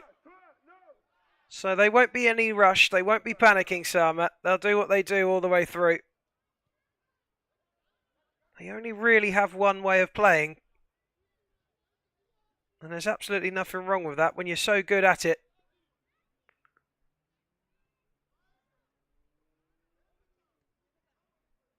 Rewind are a side who play a little bit more fluid football, but at the same time, they won't put too many men forward. They'll keep men behind the ball. And then when they have moments like that, they're not overexposed, and that's why they're able to get men back behind the ball when they concede the possession. Very much cat and mouse between these two.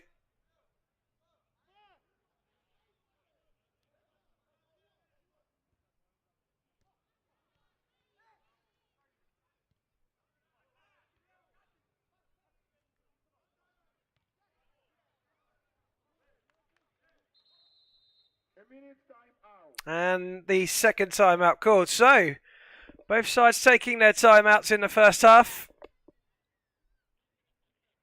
It's not been a real feature in most of the games in the first half for either side, but with a lot more pressure riding on it in the final.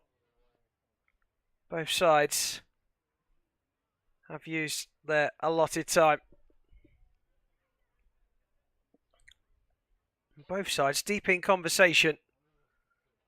It has been the case when you have seen a first half timeout that it's really been used more for a refreshment break, get some water on board in the heat, but definitely some tactics being discussed down there, and they're mightily close together.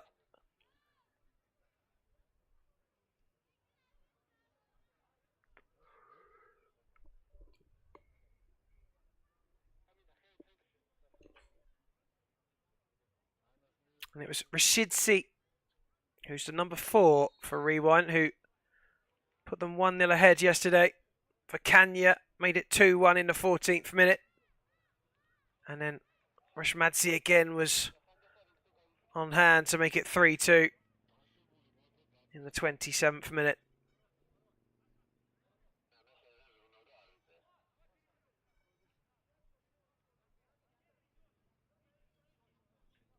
So Anja Paridzi then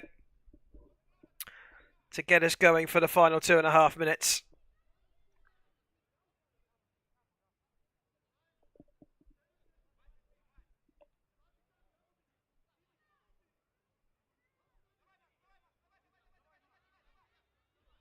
Interception, but good recovery.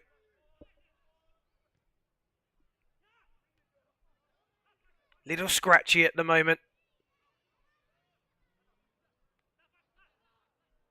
Well, here will come Sarmat. And Prix again showing that he is extremely capable with his hands. You might not be surprised that he doesn't spill much when you own a wine bar.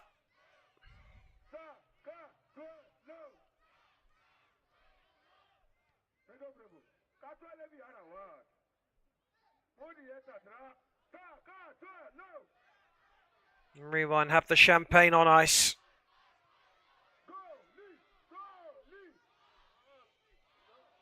That's lovely skill out wide, but they need to get it over, and they do. Towards that backstick, shot will come in. Anywhere will do for Sarmat there.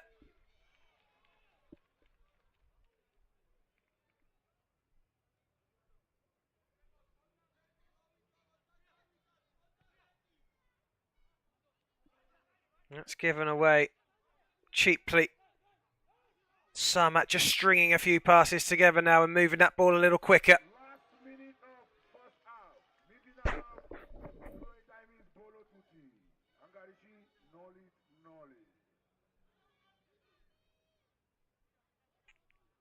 Is there a chance that Sarmat might do today what they did in the semi-final?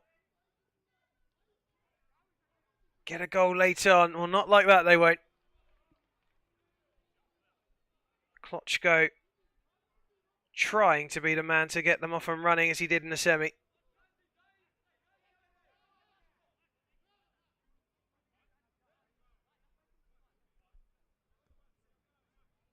Bishkadze. Kuchashvili.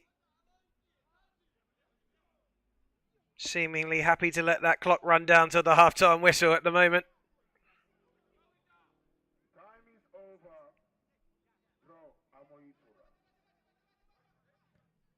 Sensible from Prix, who goes long. Is there time to get a shot away for Sarmat, perhaps? Bishkadze coming to the rescue. And the half-time whistle being blown. We thought it might end up this way. Tight and tense. And that is the way it has been so far. No clear-cut chance on goal from either side in the opening 20 minutes. And at half-time, it's Rewind 0, Sarmat 0. We're going to take a very quick break.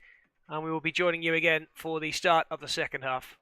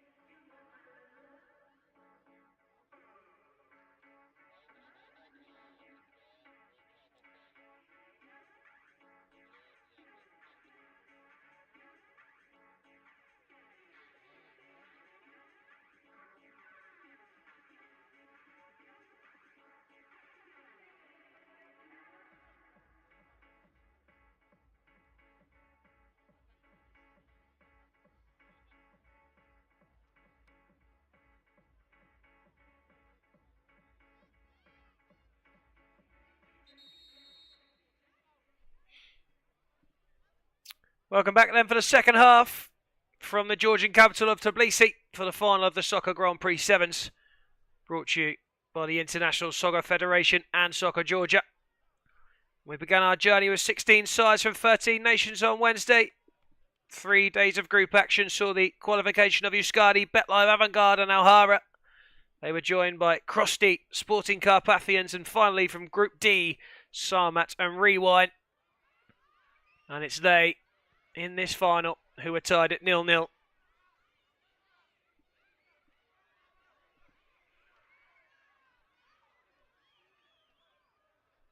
A few of the balls that have come on are going to have to go back before we get restarted.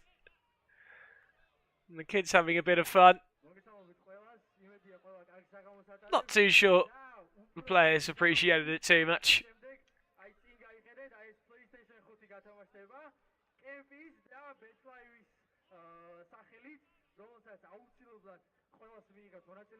We're having a little presentation.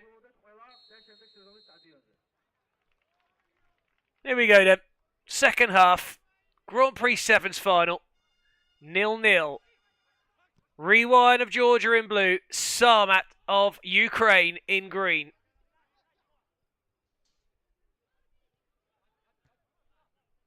This one could very well be next goal wins it.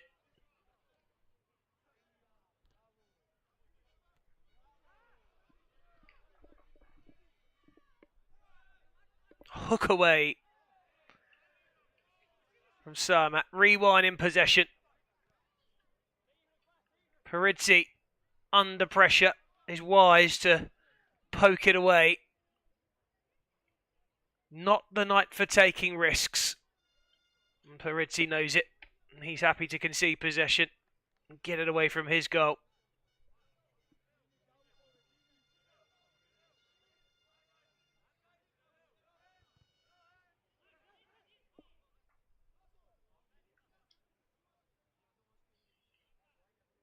We're still not back underway yet. We are now.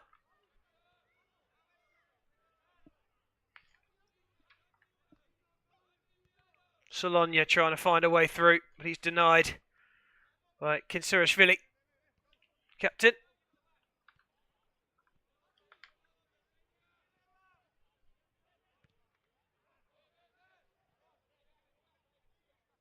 Sarmat still sticking to the long ball more often than not at the moment.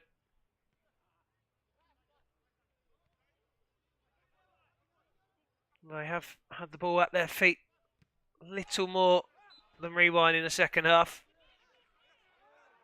Oh, and that's a disappointment for Kukuyanishvili, who felt that he should have had the kick in there. It wasn't given. Sarmat have won that particular battle. And Mikola Kadatsky will get it back in. Cut out by Vakanya.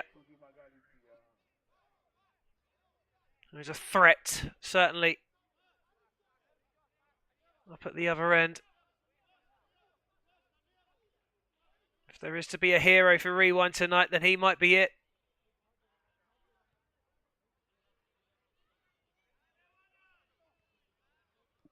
There he is now.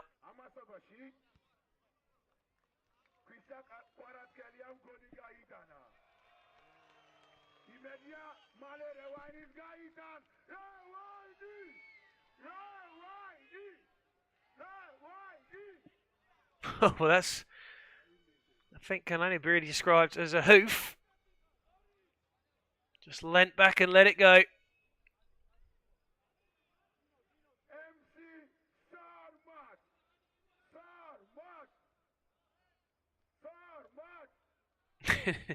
The announcer deciding he better level it up a little bit and give Sarmat a bit of a cheer.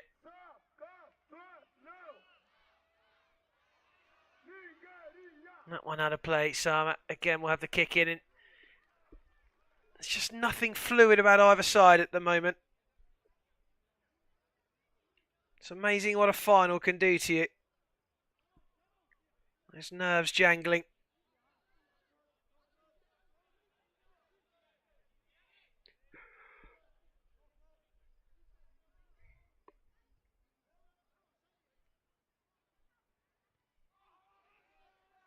was a bit of a kick out there. Did that strike him in the face? It looks as though it did. And Anja Parizzi will be relieved, I think, that that whistle did blow, because it looked as though he took himself out of the area with that ball. Well, there's the header on. And something somewhere set the face. It might even be something in the eye, which does happen from time to time on this turf. We are back underway. Just under 4.5 minutes have gone of the second half. We're still waiting that clear-cut chance.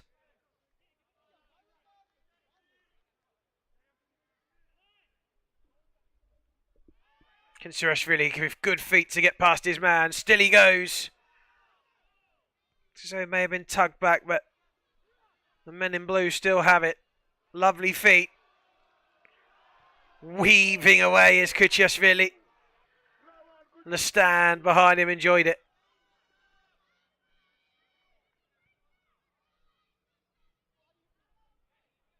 On the stretch was Vikalia.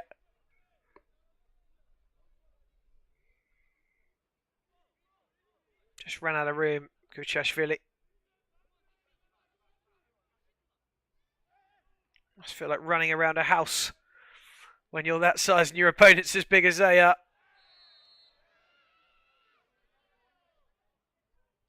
And both men going to ground holding their heads. Well, down for Samuel is Maxim Solonia. I'm pretty sure that's Yinikashvili in blue. It is.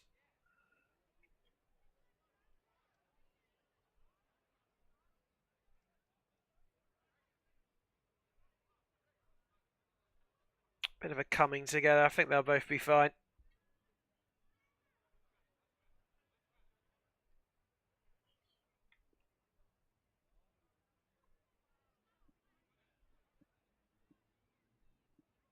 Not a great deal in it. Well, Sarmat in the group stages beat Rewind 1-0. They then beat OM Mechanic of Turkey by 3-2, and then Tesla Spa Yarun of Croatia by 3-2. They then beat Sporting Carpathians 3-2. They were 2 up at half time. It wasn't an easy finish, but they got through it. Put the Belgians out, and then they beat Al-Hara 2-0 in the semis. And Rewind, of course, as I mentioned, lost to Sarmat in that first game. They then only drew the second game. So 1 point from the opening 2 games left them really in a precarious situation. But a 4-1 win over Owen Mechanic saw them go through on goal difference on 4 points. And then they saw off Crosty 2-1 and Bet Live 3-2. Cleared away. That's nice football. Rewind on the break just for a moment. Here's a big chance for Rewind of Georgia. And it was for Kenya. And there's another break on now at the other end. And ably defended. The first little break of life in this game. With an attack at either end in a matter of seconds. He'll have a shot, give him a chance. That's Victor Pantelishuk, and he's another one who can hit them. Don't want to be giving him that kind of room. Near post and down again. Anja Parizzi, who's got better and better, particularly in the knockout phases. Everything like that he's gobbled up.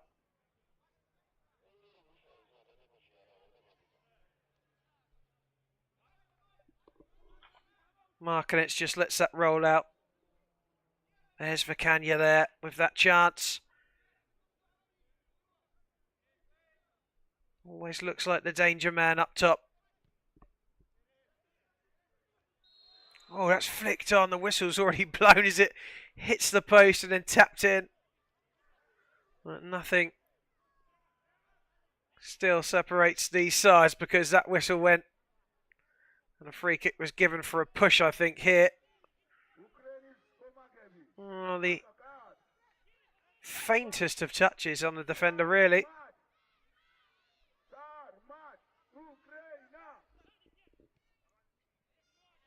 That one's out of play. They do just look a little lost sometimes, Sarmat, particularly about Kalashnikov. Just how to find a little spark, someone to grab the game by the scruff of the neck. That's what Kalashnikov gives you.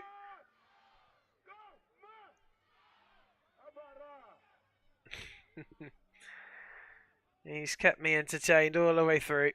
The Georgian Shaggy. He's got that wonderful voice.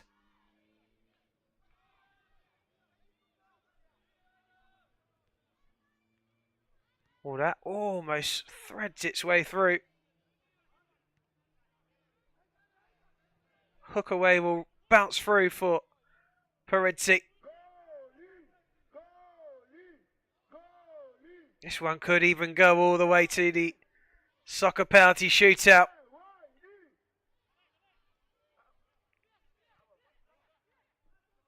And who doesn't love a shootout? Unless it's your team in it, of course.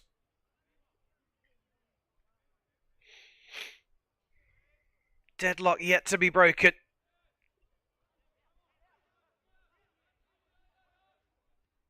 At this point in the semi-final, Rewind had scored twice.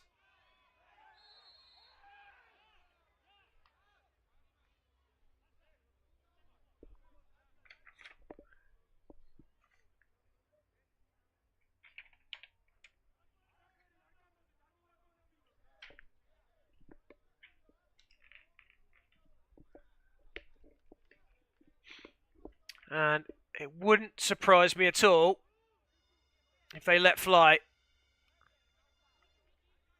It would be Kalashnikov to take this usually. Of course, he's not here, but there's a few in this side who can whack them. And whack it they do. Prix away. Ah, they enjoyed that.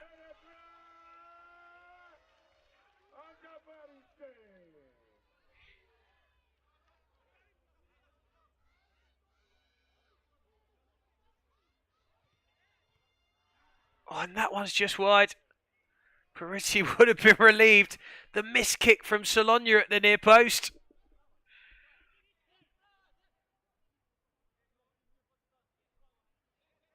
It was a decent strike. It was on target. Keeper equal to it.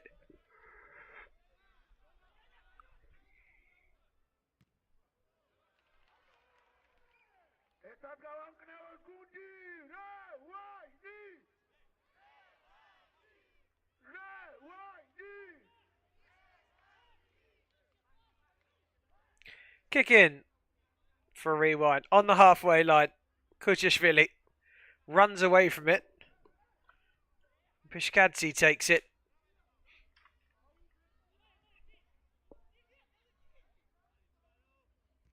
Pavachishvili didn't like what he saw in front of him and went home, picking up the pieces in the middle of Sandetsky.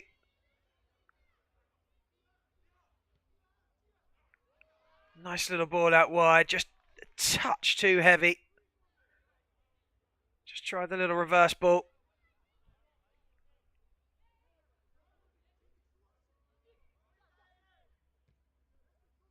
Prix down the centre this time. There's a bit of a delayed reaction there. The referee isn't interested. Sarmat did actually stop play rather sportingly.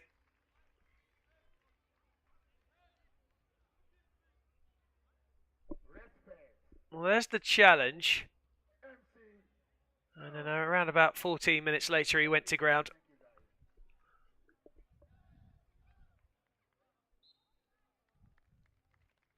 And a sporting kick out for a Sarmat goal kick. Well, he's not had a lot to do, has he? Markinic in goal so far.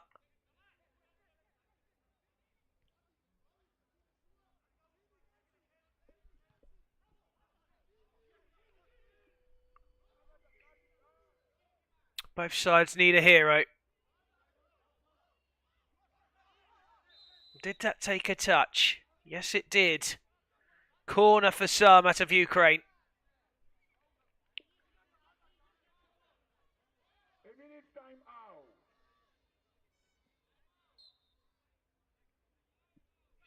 And one of the timeouts has been called. It wouldn't surprise me if they both used their timeout in this half as well. Particularly if there's a couple of minutes to go, but that's it. Well, Sarmat out of nowhere lead.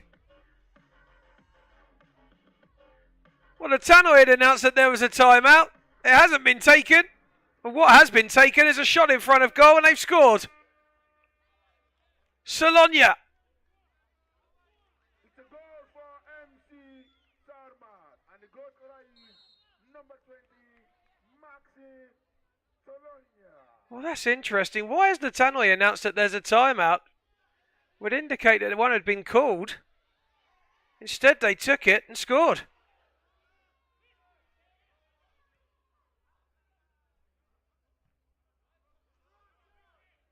Well, it's a funny old game, soccer. It's full of frills and spills and roller coasters.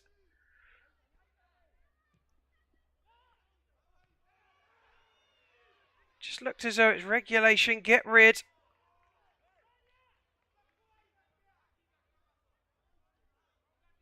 No one really came out to close the shot. Spin and goal.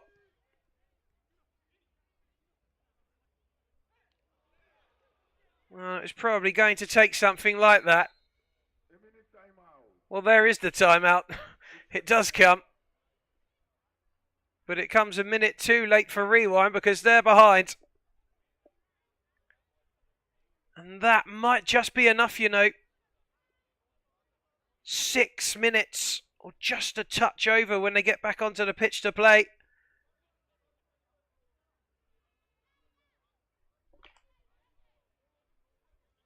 There was the corner. There was the touch away. There was the shot. And there was the 1-0 lead for Ukraine Sarmat. Well, Rewind are going to have to go for broke. Will they feel that they can just hold out for another couple of minutes, or will they go straight for it? Say 6 minutes. Which, in effect, is a long time in soccer, but when it's the final and you're 1-0 down, I'm pretty sure for the men on the pitch in blue, that's going to fly by.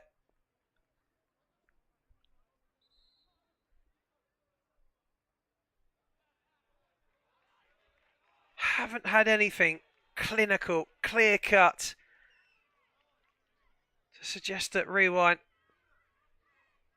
going to get that goal, and they need to do something about that. One will do for now. One more for Sarmat. You think that's it?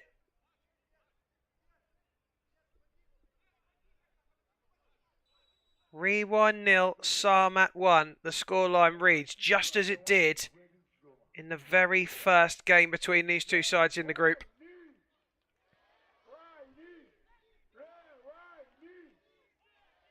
Are the Ukrainians just going to prove to be a touch too much again?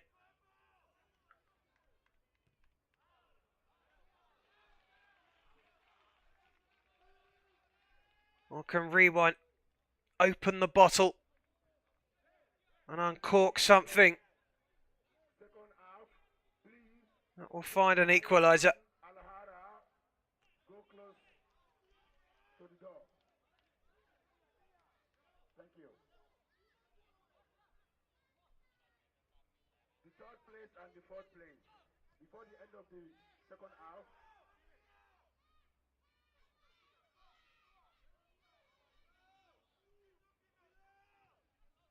That ball's intercepted.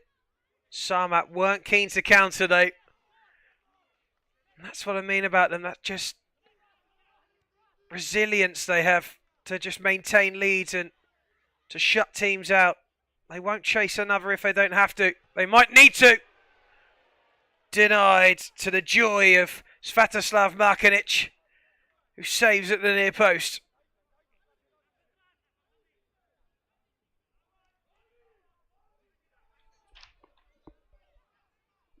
Babachashvili has to go back. He didn't like it.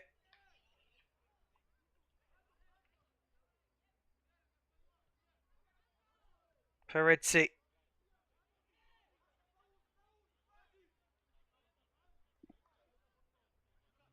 Kansurashvili. Lovely turn. Yanikashvili rolls it in for Pakanya. Blocked and out of play. Rewind kick in though. 4 minutes to go. Lovely touch and shot. Keeper loved it. Turns to the stands and punches the air. That's what it means.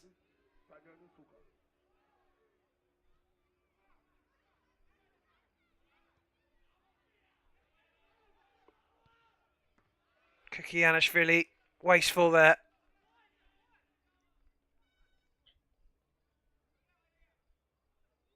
And that clock will tick and tick away. And Rewind know that they're running out of time.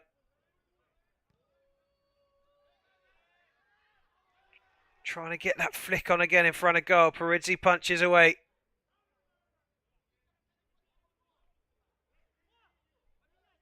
And the Georgians in the stands are a little quiet now.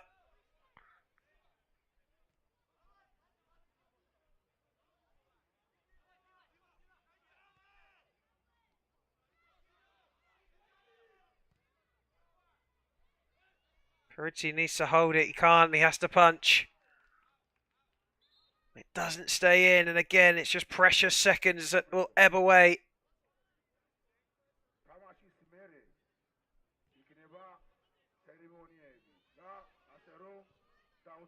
Just couldn't take the risk, could he, Paridzi?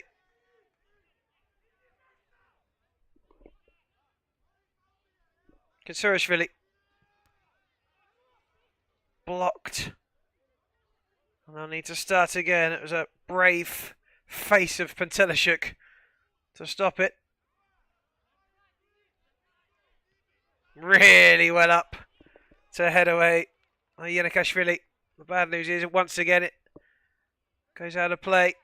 And it just loses you 10 seconds or so each time it does.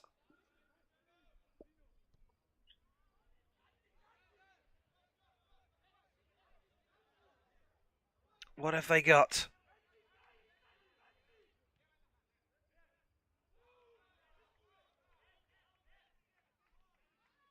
Kick in for Sarmat.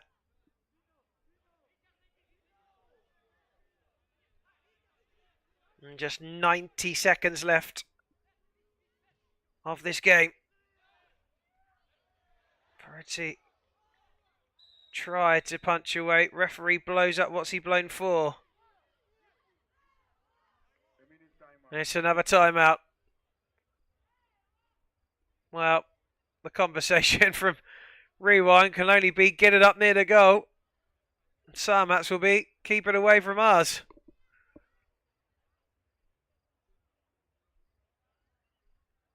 Sarmat, who tactically so aware,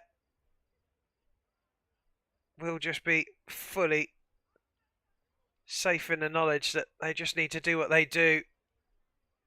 Stand in the right place. Don't give the ball away cheaply.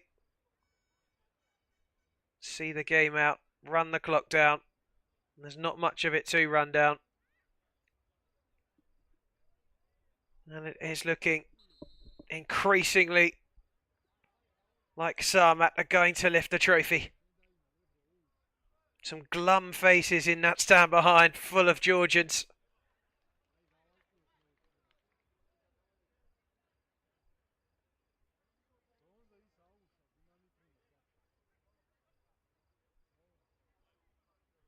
Well, I think they've had more than a minute. Rewind. Can't quite imagine what the conversation would have been for all that time. They just need to score now.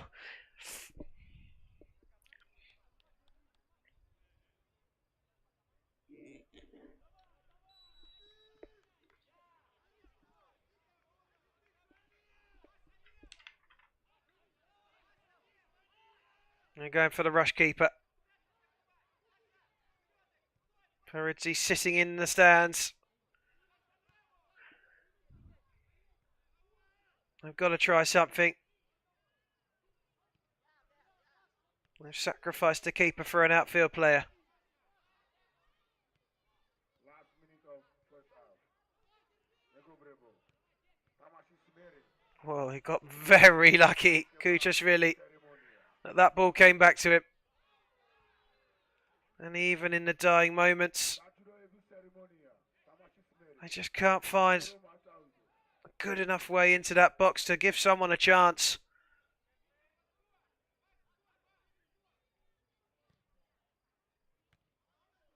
How about now? Last 15 seconds. Can Rewind work it in? No, they can't. And that is booted out of the ground.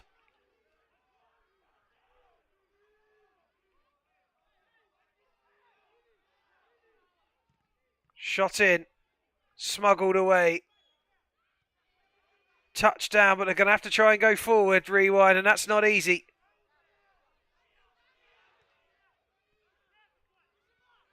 Time is over. Last moment. Could this be your time? Rewinding. For Kanya. Spreads it. Into the box. Chance! Oh, would you believe it? Rewind out of nowhere. Have scored in the final second. Sarmat were heading to the title as champions. And Rewind have equalised at the death. Oh my goodness me! Well, I think you'll see the keeper back on now. Unbelievable! Wow, the crowd are loving it. Look at that! What a leap! A remarkable header from Parazzi. And he sent this game to penalties. Oh, that is sublime. Well, ladies and gentlemen, I give you soccer. Sarmat 1 second from winning the Grand Prix Sevens. Now have to take it to soccer penalties. Right. Sit yourself down, take a breath, strap yourself in. 3 penalties each. You get 10 seconds from the halfway line, one-on-one with the keeper. Unless the ball goes out of play, over the halfway line, or is safely in the keeper's hands, the ball is still alive. So if the player runs through and it is saved, if it's still on the pitch, it is still live. One of the referees is on the halfway line. He's facing away from the goal. He's timing 10 seconds on his watch. When it hits 10 seconds, he will blow the whistle again. If, after 3 penalties, it is all square, it then goes to sudden death. There have been changes in the rules as to whether or not the keeper can leave his area. My understanding is that they may now leave their area as long as they don't handle. Well, I could watch that all night. Oh, what a header! Knowing that that's the final touch. And the game is on you at that point, and you leap like that, Parazzi.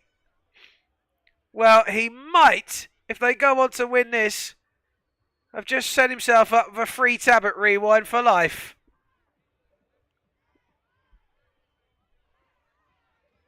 Sheer drama. Rewind have not looked like scoring all game and pop up with a masterful header at the very end. And surely the pendulum swings now in Rewind's favour. Because Sarmat will be completely shell-shocked by that. Because they were cruising. They hadn't done a great deal themselves, but they had the lead, and that was what was precious at that point. A bit of magic, a bit of quality. And we'll watch it again. Beautiful delivery, but that header.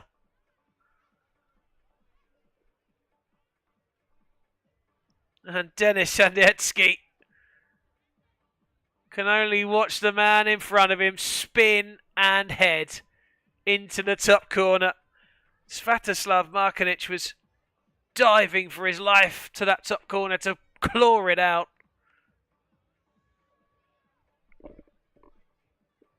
But he wasn't anywhere near it in truth, was he?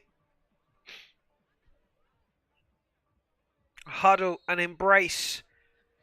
Possibly a prayer and a final word for Sarmat.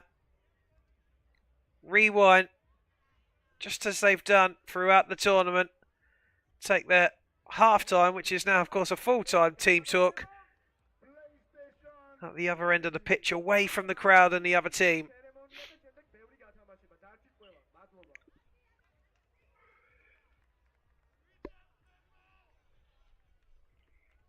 There will be a toss to see which way they'll kick, and there'll be a toss to see who goes first.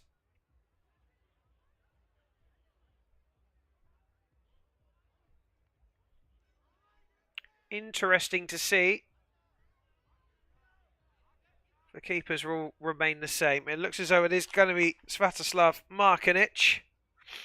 Will it be Anja Pariti? Still in that rewind goal.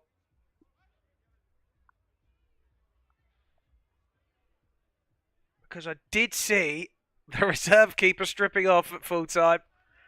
It made me wonder if they're going to change up. Can change at any time. Even during.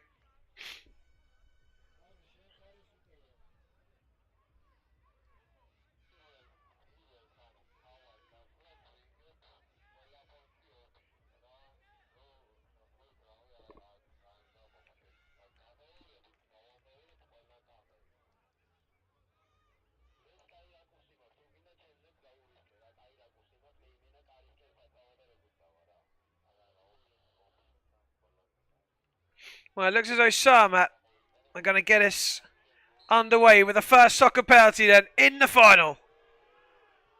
Gets past Pariti, slips! Oh my word! Well, he might not quite have meant that in the end. Got away with it. That was close, but it's done the job. Gets away really well there and then slips and just gets a touch strong enough to send it in. I wonder if Pariti clipped him actually, and if that was or would have been deemed a foul, the penalty would have been given anyway. Would have been awarded as a goal. So Sarmat 1 up on penalties. Yinikashvili 1-1. They like that in the crowd. So did Yinikashvili. Laps it up.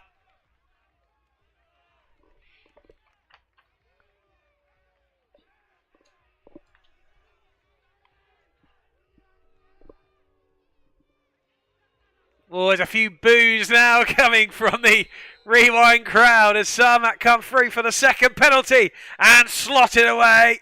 And a cheeky gesture to the stands. Well, all's fair in love and war. They gave it, they're going to have to take it. And he certainly did give it Solonia back, didn't he? This to make it 2-2. Kuchashvili, cool as a cucumber.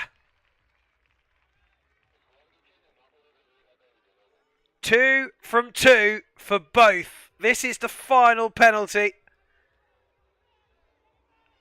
of the 3 allocated.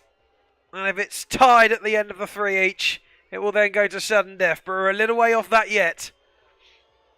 This to make it 3-2. Oh, stabbed over the top of the keeper. Lovely stuff. And Rewind now know that they must score this to stay in it. Dmitry Klochko, that's fantastic.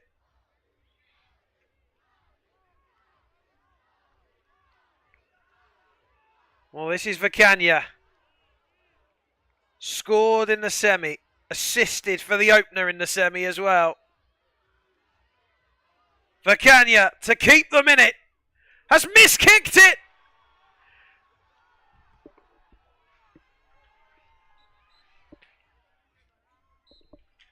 Whoa, what a fantastic 5 days this has been. Topped off by a shootout. But it's a cruel way to lose it. Lost his feet and missed the kick.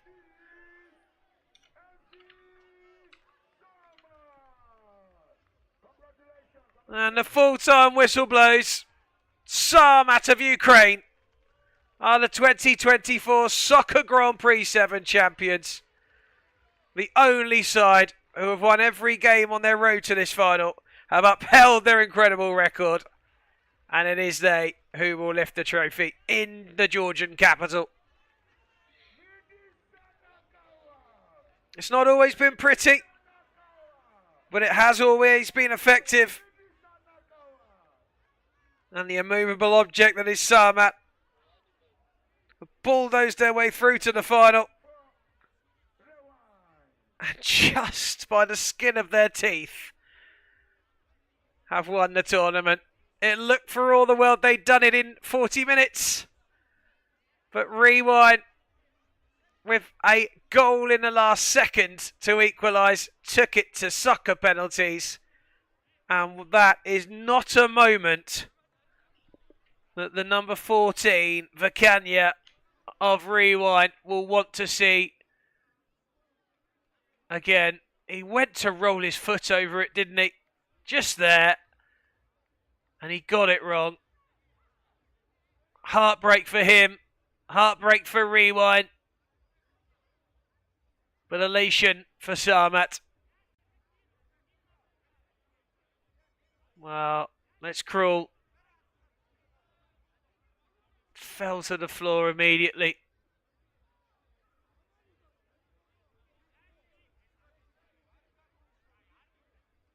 Well, now here's a question. Are they asking to check if it was saved in the area, or if the keeper touched it before? I don't think so. I can only imagine it's been challenged. But I don't see this being overturned. But it looks as though that's what's happening. VAR are checking it. It's a very late call because it looked as though it was over. I think that's just delaying the inevitable.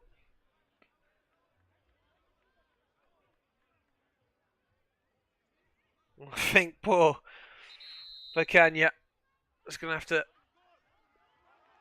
suffer again. Well, hang on. There's a cheer from the crowd. Oh, my goodness.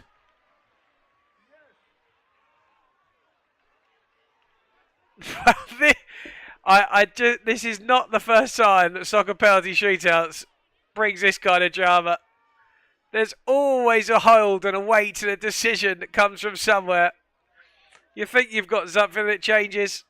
It is absolute madness and we love it.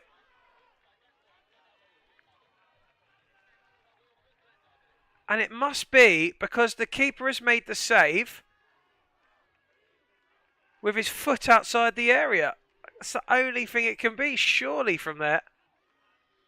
He's handled it in the area, and when he hands it, his foot is outside the box. Well, I'll check the rule book and I'll come back to you in about 3 weeks. Fortunately, the officials know what they're talking about.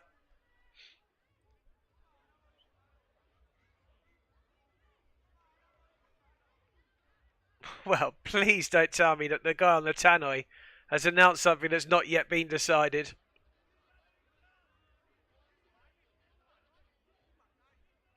Well, if that's the rule, if he can save it, but his whole body's got to be in the area at the time he saves it, then it is a restart, isn't it? Well, the crowd have been told, we've been told, by the guy on the tannoy, the stadium announcer, that it is being restarted. He also told us from the corner that Sarmat scored that it was a timeout.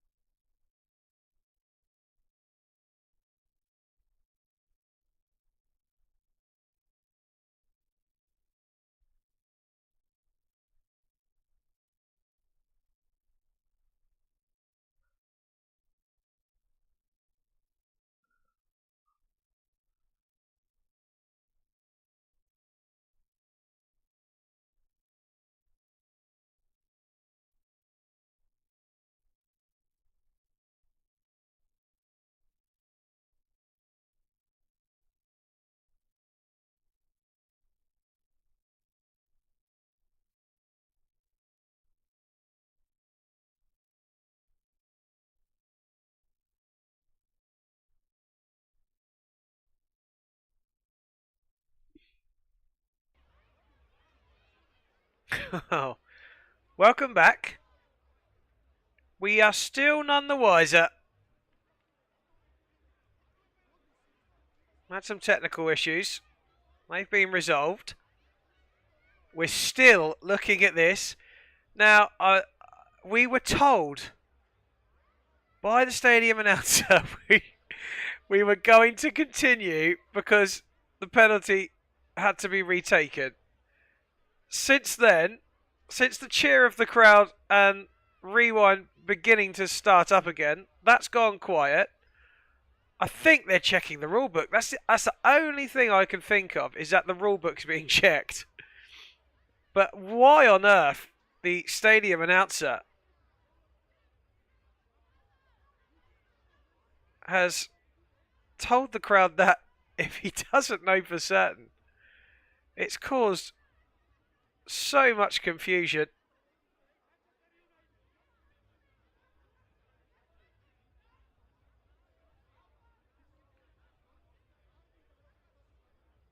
And it's all to do with this. When he touches it with his hand here, the keeper, which is here, or just about to be here, that touch there, his foot is outside of the box. The question is, does it matter? And I think it's a question that's being asked in quite a few different places at the moment. Now, here's the thing, is that there are soccer rules. There are also, for this tournament, slightly different rules because the International Soccer Federation dictates virtually all of the soccer tournaments. This is being governed by Georgian soccer. So Soccer Georgia have written different rules for different scenarios. And I think the problem now is that no one is quite sure whose book someone's supposed to be consulting and whether, in fact, for this situation, there has been a rule even written for the tournament, perhaps. Or maybe it's the first time ever we've seen it. It's the first time I have. So, this might take a while. And goodness me, it has been exacerbated by the announcer telling us it was a retake.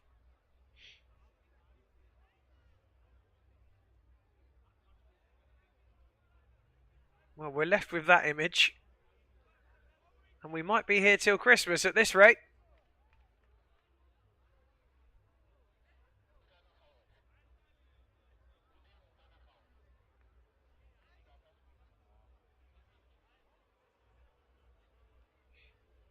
Right, if you're listening to me and you're in the group chat, I want you to give me a thumb up or a thumbs down. Tell me, thumb up if it is a penalty. Thumbs down if that's the end of the tournament. Well, bravo is the cry from the announcer, which would tell me that maybe it is going to continue. But then at the same rate, he's said a few things tonight, the announcer, that hasn't been true, so...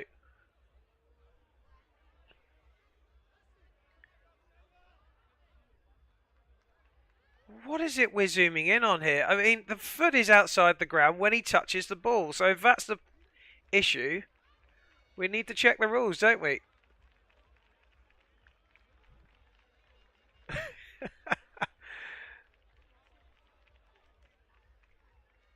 Well, you're always guaranteed something in soccer that's going to go crazy. We've had a very mundane final, followed by an unbelievable end to draw 1-1. Then we thought we'd had our champions decided in Sarmat. And then we get pulled back to say it might not be over. And there is most certainly a rule book out on that pitch, isn't there?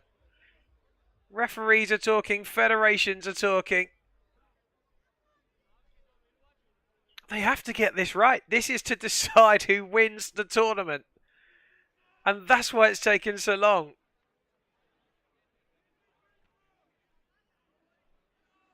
Well, the goalkeeper, Paradzi, So it looks as though here we go. It looks as though we're continuing now because the keeper has clearly had the decision given against him.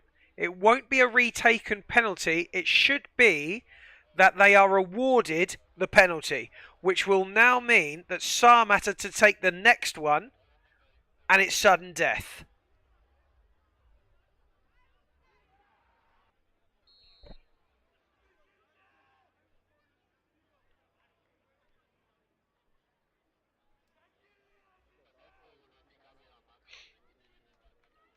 Ladies and gentlemen, the penalty will continue, and the score is 3-3. There you have it. Now, your announcer has got it right. The score is 3-3 on penalties after 1-1 at full time. You get 3 penalties each. All 3 have been awarded as goals. It is now sudden death. Sarmat thought they'd won the trophy. I thought they'd won the trophy. The crowd thought they'd won the trophy about 5 to 10 minutes ago. And we've now decided they haven't. It's not over. They're going to have to keep going. And Rewind are still in it. They can still win the trophy. Incredible. Absolutely incredible.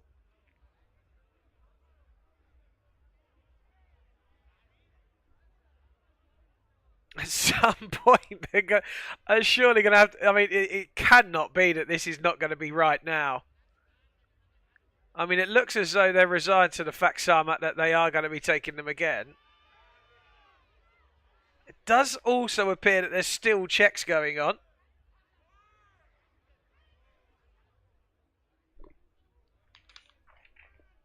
Well, the Sarmat keeper is looking fairly ready. It won't be he who has to face the next penalty, but he is walking back to his spot.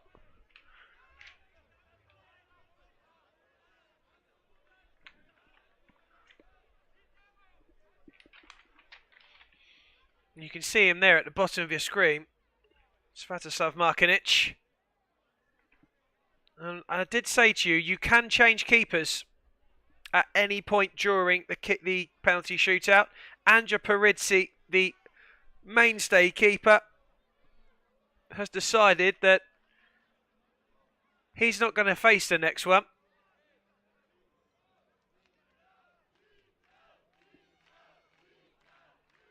Wow. Absolutely amazing stuff. It really is.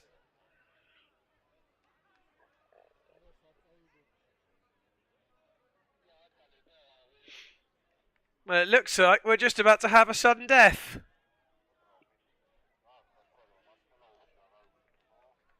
And if you're confused, you're every right.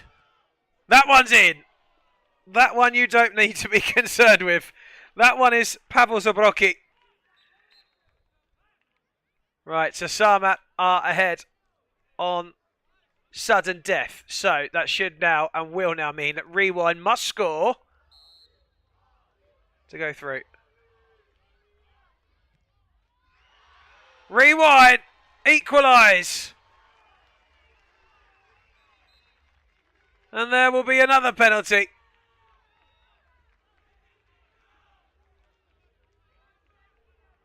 Still sudden death.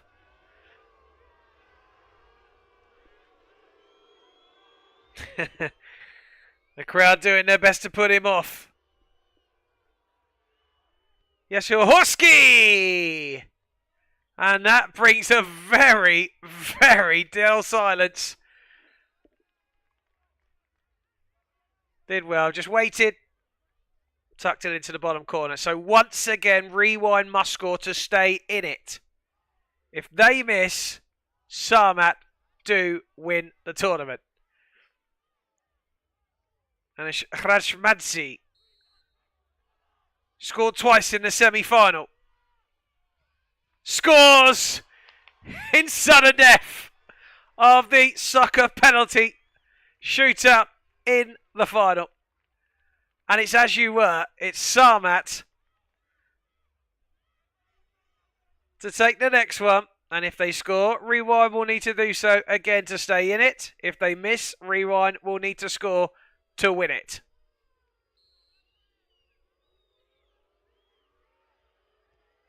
And it's in again.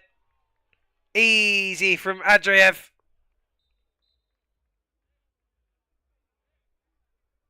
Yincharadze has to watch it slide past him. So Rewind again must score to remain in the final.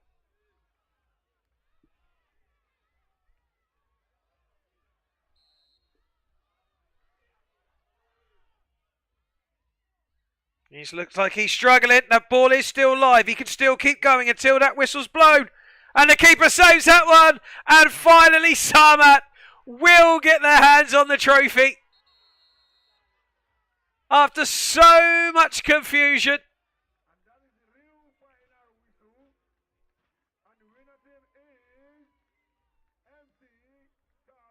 And there is the announcement. They've done it. I just for a moment thought surely not. But that is confirmation. And look at the crowd. Applauding the Ukraine side. MC Sarmat. Well, I don't think they were expecting to see what they've just seen in the last 20 minutes. A few seconds from time at the end of this game. We've had everything in the end. But Sarmat have now officially won the Soccer Grand Prix Sevens. Now, I've been telling you all week, I love that announcer, the Georgian Shaggy. Well, he's just given me the ride of my life in the last 20 minutes because his announcements have been all over the place. But he has just announced that Sarmat are the champions, and indeed they are.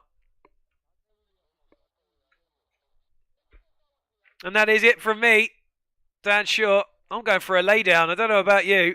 My thanks to Noel McCorn and Frankie Rudland for their commentary over the last few days, and to all of the Croatian production team, Vedrum, and especially to Philip, who's been fantastic. We appreciate you guys. Stick around for the trophy presentation, but from me here in Tbilisi, Georgia. It's good night.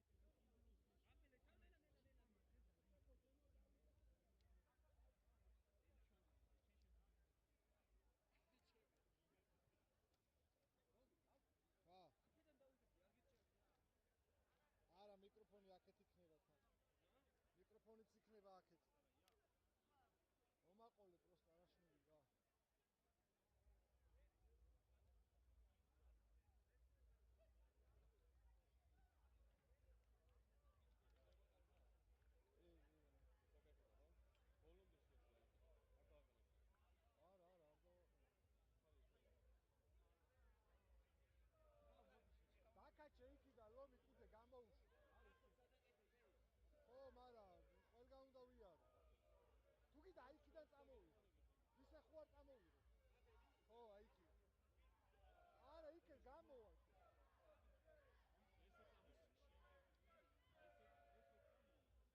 იქიდან შემოვიდე მაშინ რა.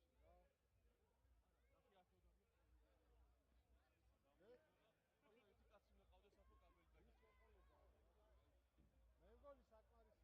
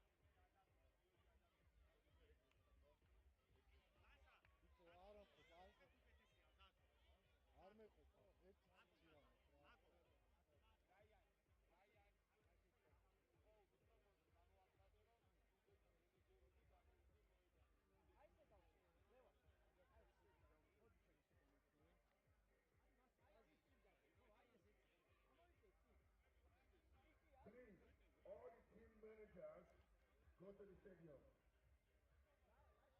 All the managers of the team, go to the stadium, please.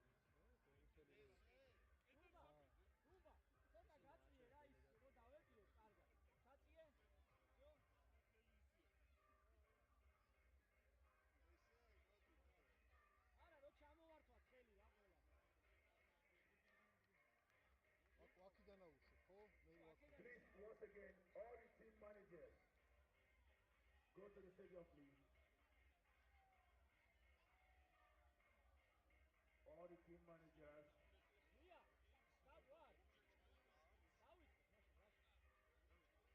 all 16 teams managers who are needed in the stadium, please. Socca Experience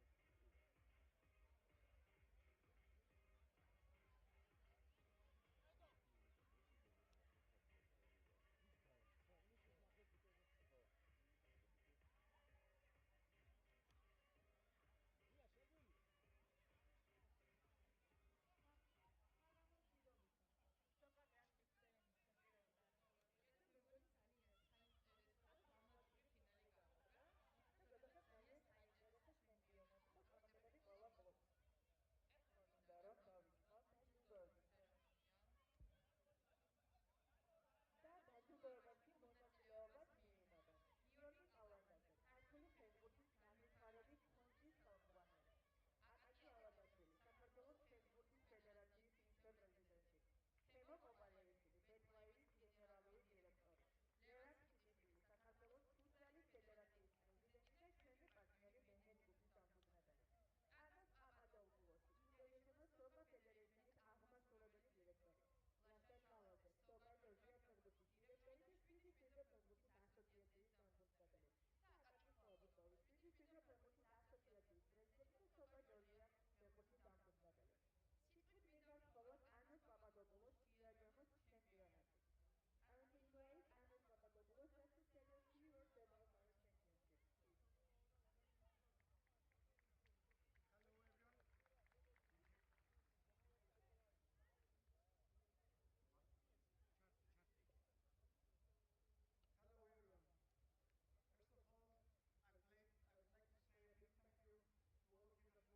like to say a big thank you to all of you that were here and all the previous 5 days. This great event, a beautiful city, with this great weather that we have. I would like to thank from the board of myself, the president of Soccer Georgia, Mr. Rafa Saladze, the local organizing committee that worked very hard for this event, the Football Federation of Georgia that supported the event in every way from the very first moment that we decided to do it in Georgia, and all the sponsors, and of course the city of Tbilisi that was from the very first moment here. A new page was written today in 7th side. It's the first time that Socca is 7th side as a new discipline on the national level, and this page is written here in Tbilisi. Thank you very much. Congratulations to all the teams, and to start the first champion in History of 7th side. Thank you. Thank you so much. Can you give Aqaqi Saladze to my first Amodonina District Championate Soccer? საღამოშიდობის და ყველას ძალიან დიდი მადლობა ვინც ესწრებოდით და აი ამ ღონისძიებაში იყავით ქართული. საკმაოდ ისეთი დაძაბული, საინტერესო და ძალიან სანახაობრივი ტურნირი გამოვიდა. ამისთვის ყველა ძალიან დიდი მადლობა. დიდი მადლობა ჩვენს პარტნიორებს, ფეხბურთის ფედერაციას, ფეხბურთის განვითარების ფონდს, ასევე კომპანია Prix, Tele Group და ყველა ვინც ქართული იყო და მცირედი გვეხმარებოდა ყველას ძალიან დიდი მადლობა. განსაკუთრებით მინდა თბილისის მერიას მადლობა გადაუხადო. უშუალოდ აკაკი კალანდაძეს მისი ქართულობის მოედანზე მოედის იგმას და ასე შემდეგ. არ უნდა ვინმე გამოსცეს, ყველას მართლა ძალიან ბევრი წვლილი აქვს სამსახურში შეტანილი და ეს ყველა ერთად გონით არის ეს ყველაფერი გამოწვეული. მინდა გუნდეს მონაწილეებს ყველას ძალიან დიდი მადლობა გადაუხადო. მართალია ეს ცოტა დაძაბულობა აქვს ამამდავს, მაგრამ ჩვენ გონი ეს მადლობა, რომ ჩვენ ყველა გამარჯვებულებია. ბიჭებო, შემოძლებენ, გამარჯვებულებია. და ჩვენი ღირსება არის ქართველობა, ვაჟკაცობა. და მინდა ყველას მოგიწოდოთ, რომ უკრაინას მიულოცოთ. ბიჭებო, თქვენ გმირები ხართ, ძალიან მაგარი ბიჭები ხართ და ეს ეხლა ძალიან ცუდ მდგომარეობაში იმყოფება უკრაინა და ჩამოვიდა, რომ ფეხბურთი ეთამაშა ჩვენთან ყოფილიყვნენ, ჩვენს გვერდში ყოფილიყვნენ ზოგი ჩეხეთიდან, ზოგი გერმანიიდან და ასე შემდეგ, პოლონეთიდან კიდე როგორც ვიცი. მოკლედ ძალიან დადებული სანახაობა იყო ბოლო წუთები, რომელიც მართლა მნიშვნელოვანი იყო ჩვენთვის, რაღაცა პარალელად მიდიოდა, მაგრამ ჩვენთვის მე გამარჯვებულები. ასევე ყველა გამარჯვებულები ხართ, ვისაც წვლილი მიგვის აი ამ პროცესში და ჩართულობით, ჩვენი ჩართულობით, აი ამ სიტუაციის დე. მადლობა ყველას, ხანოს, ძალიან დიდი მადლობა. ინტერესის რაც მოგვეცა. მადლობა ჩვენ გუნდს, ის დაუყალავად ყოველდღიურად ვაკეთებთ ამ ყველაფერს და მე დარწმუნებული ვარ, რომ საქართველოში ფეხბურთი რო უყვარს, ისე გონი არ ვიცი, ბევრ ქვეყანაში არ უყვარს და ეს ნახეთ გერმანიაში. მიულოცოთ მერაბვალიშვილს ჩემპიონობა და საქართველოში ყოველთვის იქნება სპორტი ნომერი 1 და ფეხბურთი გასაკუთრებით. აბა მადლობა. ძალიან დიდი მადლობა და ასევე მადლობა გადაუხადოთ ჩემპიონატის ხაზებს. მარეკ ერეკლექ სიმონი ოლექ სოიანოვი კოჩტოგიანი გიორგი ვადასტორი არსენ ნომიკაცილი კობარი რაზიშვილი ლევან გადამასილი და ართურ კოკაია. მათ დააჯილდოვეს კანოს პაპადოპულოსი ჩემპიონატის არბიტრებს დააჯილდოვეს მოგეთ ხოლმე იქნოს უთმელი პრიზობისთვის ხაზებს. Thank you, referee.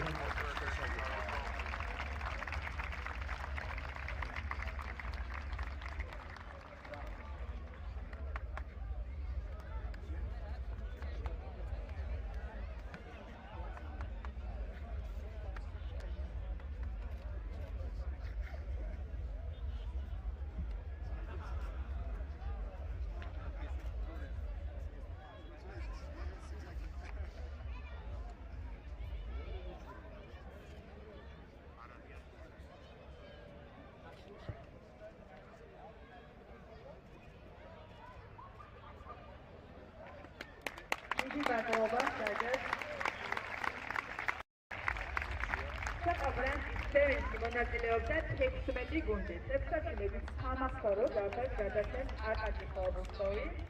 ხოლო ყველა მინიჭერს რომელზეც მიიღო ეს კუთვნილი სამახსოვრო დაფა.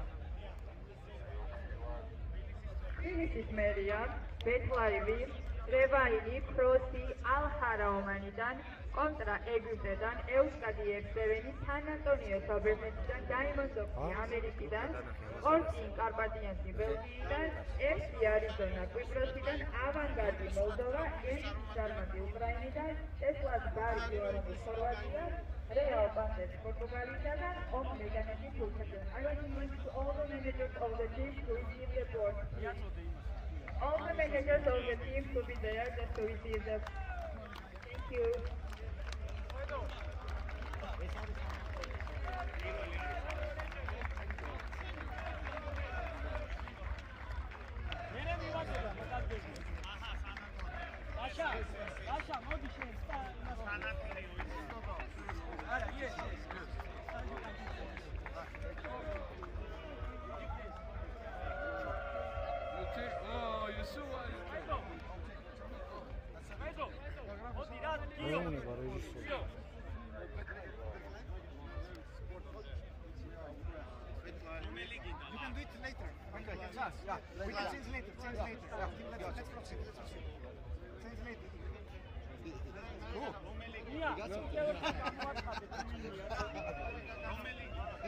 All the managers of the team just go there to receive the award, and all the managers of the team really come up to us.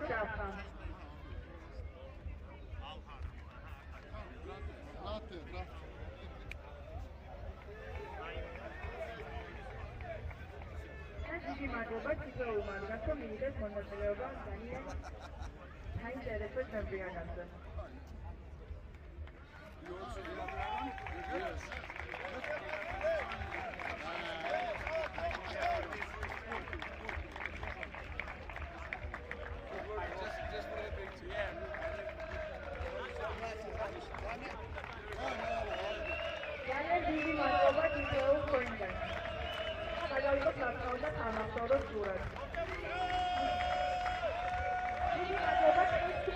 გუნდ რომ მიიღეს მონაწილეობა Socca Experience ჩემპიონატზე.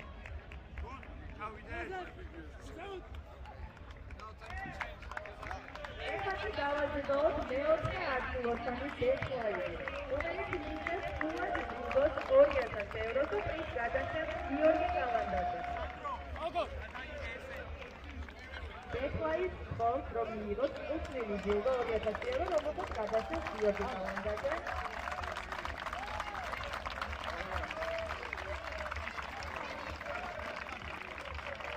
Deadlock.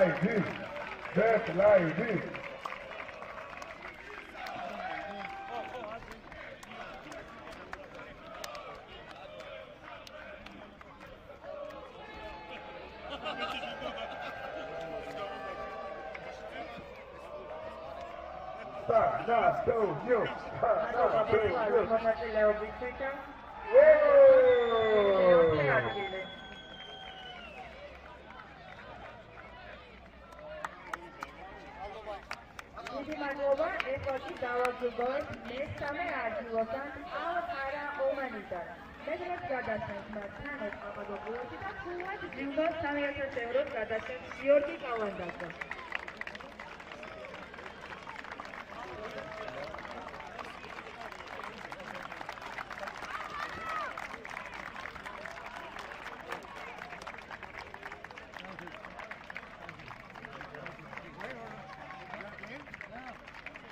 მესამე ადგილოსანი გუნდი ალჰარა ომანიდან.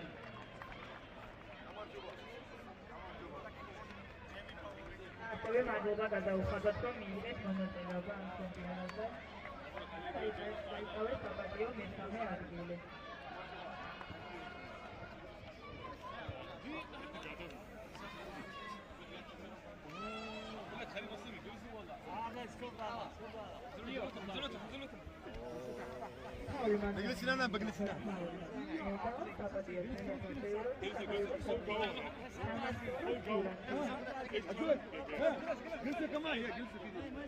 اصلح عجوز هديك قوانين منك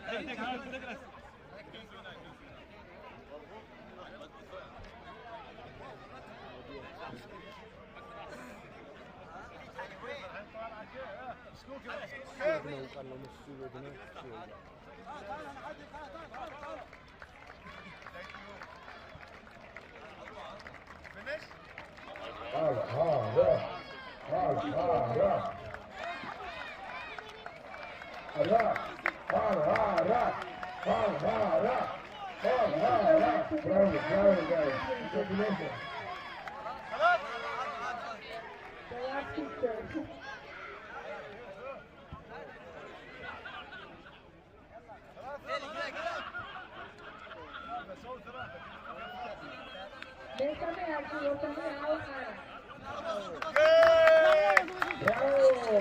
დიდი მადლობა.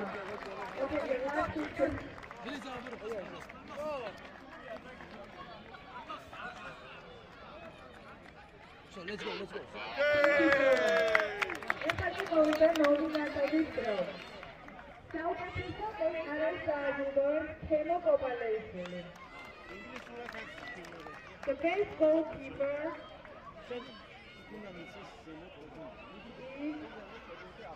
საუკეთესო მეკარე გახდა ვიაჩესლავ მარკანიცი უკრაინიდან.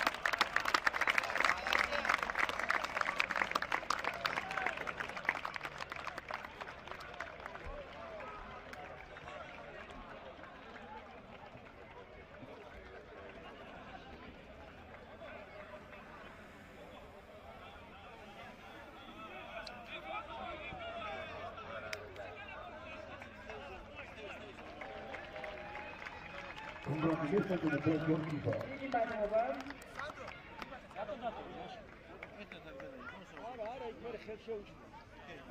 Marcani. საუკეთესო მცველი დააჯილდოეს გიორგი კალანდაძე, the best defender. Sandri. ეს მოატრია. და საუკეთესო მცველი გახდა ბექარაჯმაძე.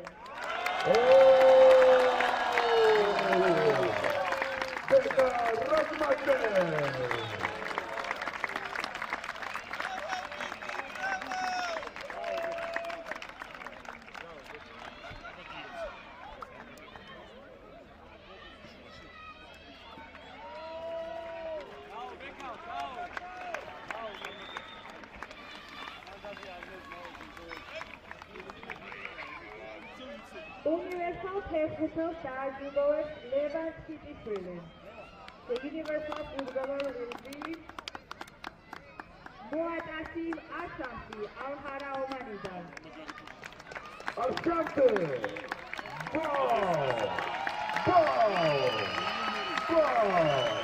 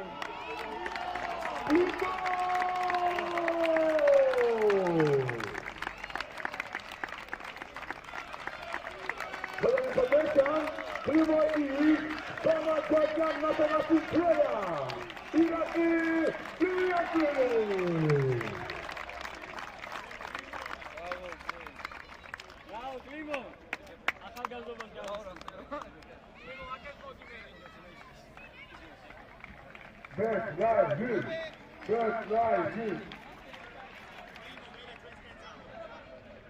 How Bombardier Sarajibos Agadi Aladashvili, the top scorer of the championship. The Bombardier Gasta Vincent Oma. Vincent Oma! Sporting Carpathia! Vincent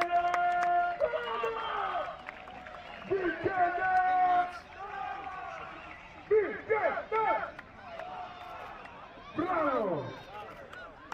Agadi sport from Dartmouth in the how to get the manager in the Namawa Kazakhstan in Darjibos. The best manager is Alexander Olesnikovic. Oh, bravo! Alexander of MC Dharma! Best player.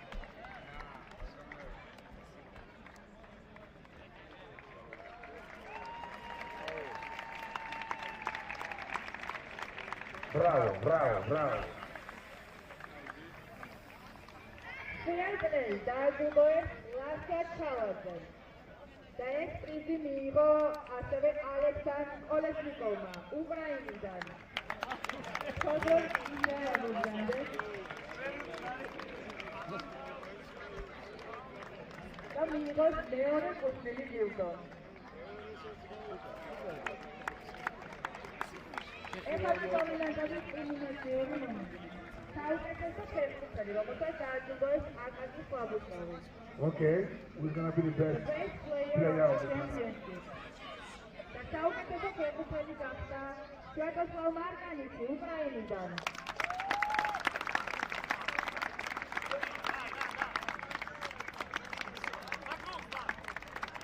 Marconi, the best player of the tournament.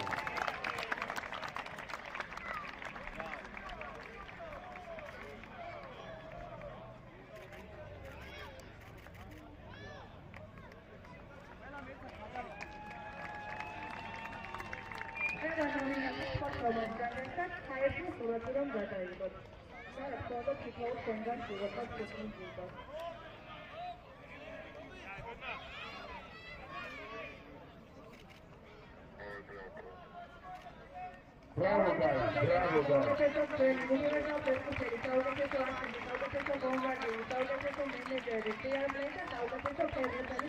Last market. Four. Number 2.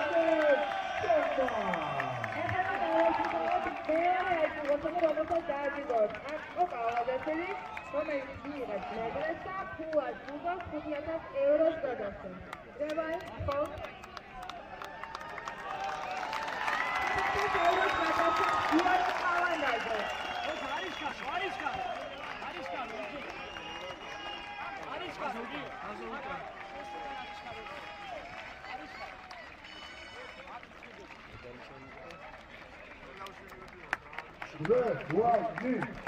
Red, white, green.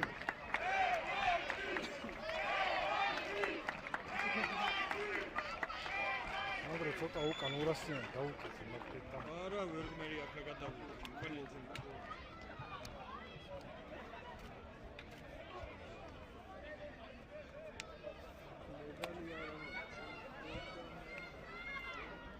რეალობის მოსხისა.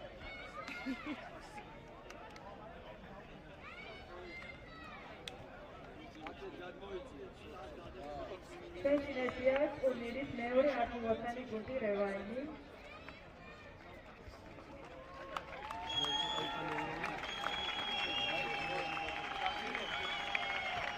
ახალი გოლი გაათანაბრეს ბოლოს წუთებზე. ძალიან დრამატული მატჩი იყო და მინიმუმად განსაკუთრებული მეორე ადგილი. Pilota, widzimy, pilota. Czempionები და czempionები. Rewani go, march! Go! Go, go! Go!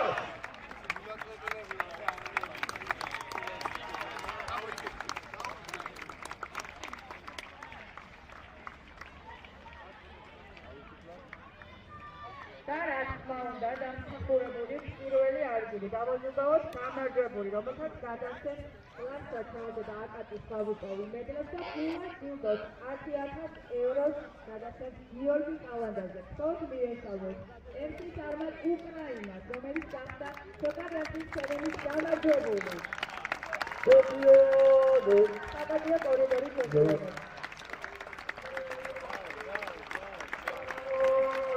Campioni, ole, ole, ole, campioni, campioni.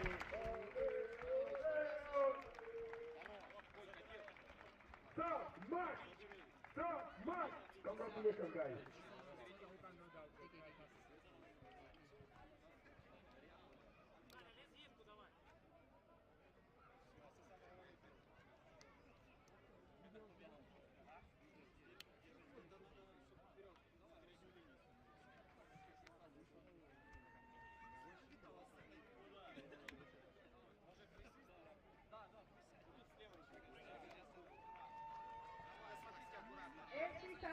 Ukraine, Socca Experience ჩემპიონი თქვენს წინაშე.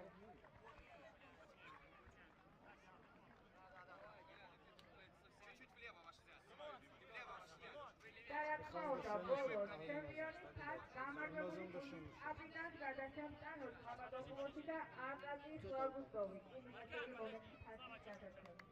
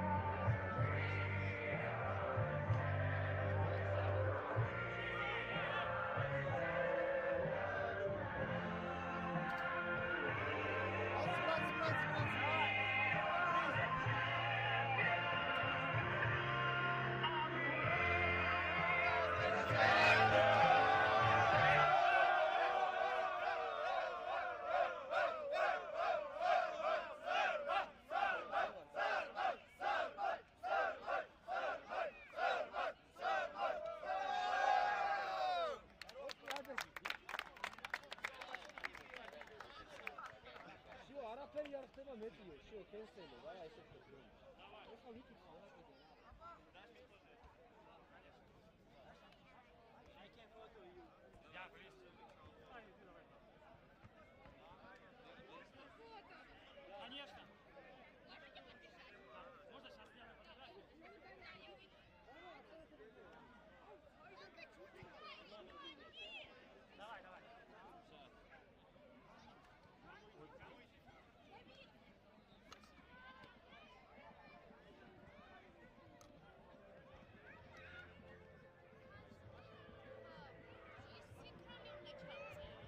Hazır. Şey kelseyden opsik adını ekleme yeteşir. Hazır süt karısı, kron yapacağız.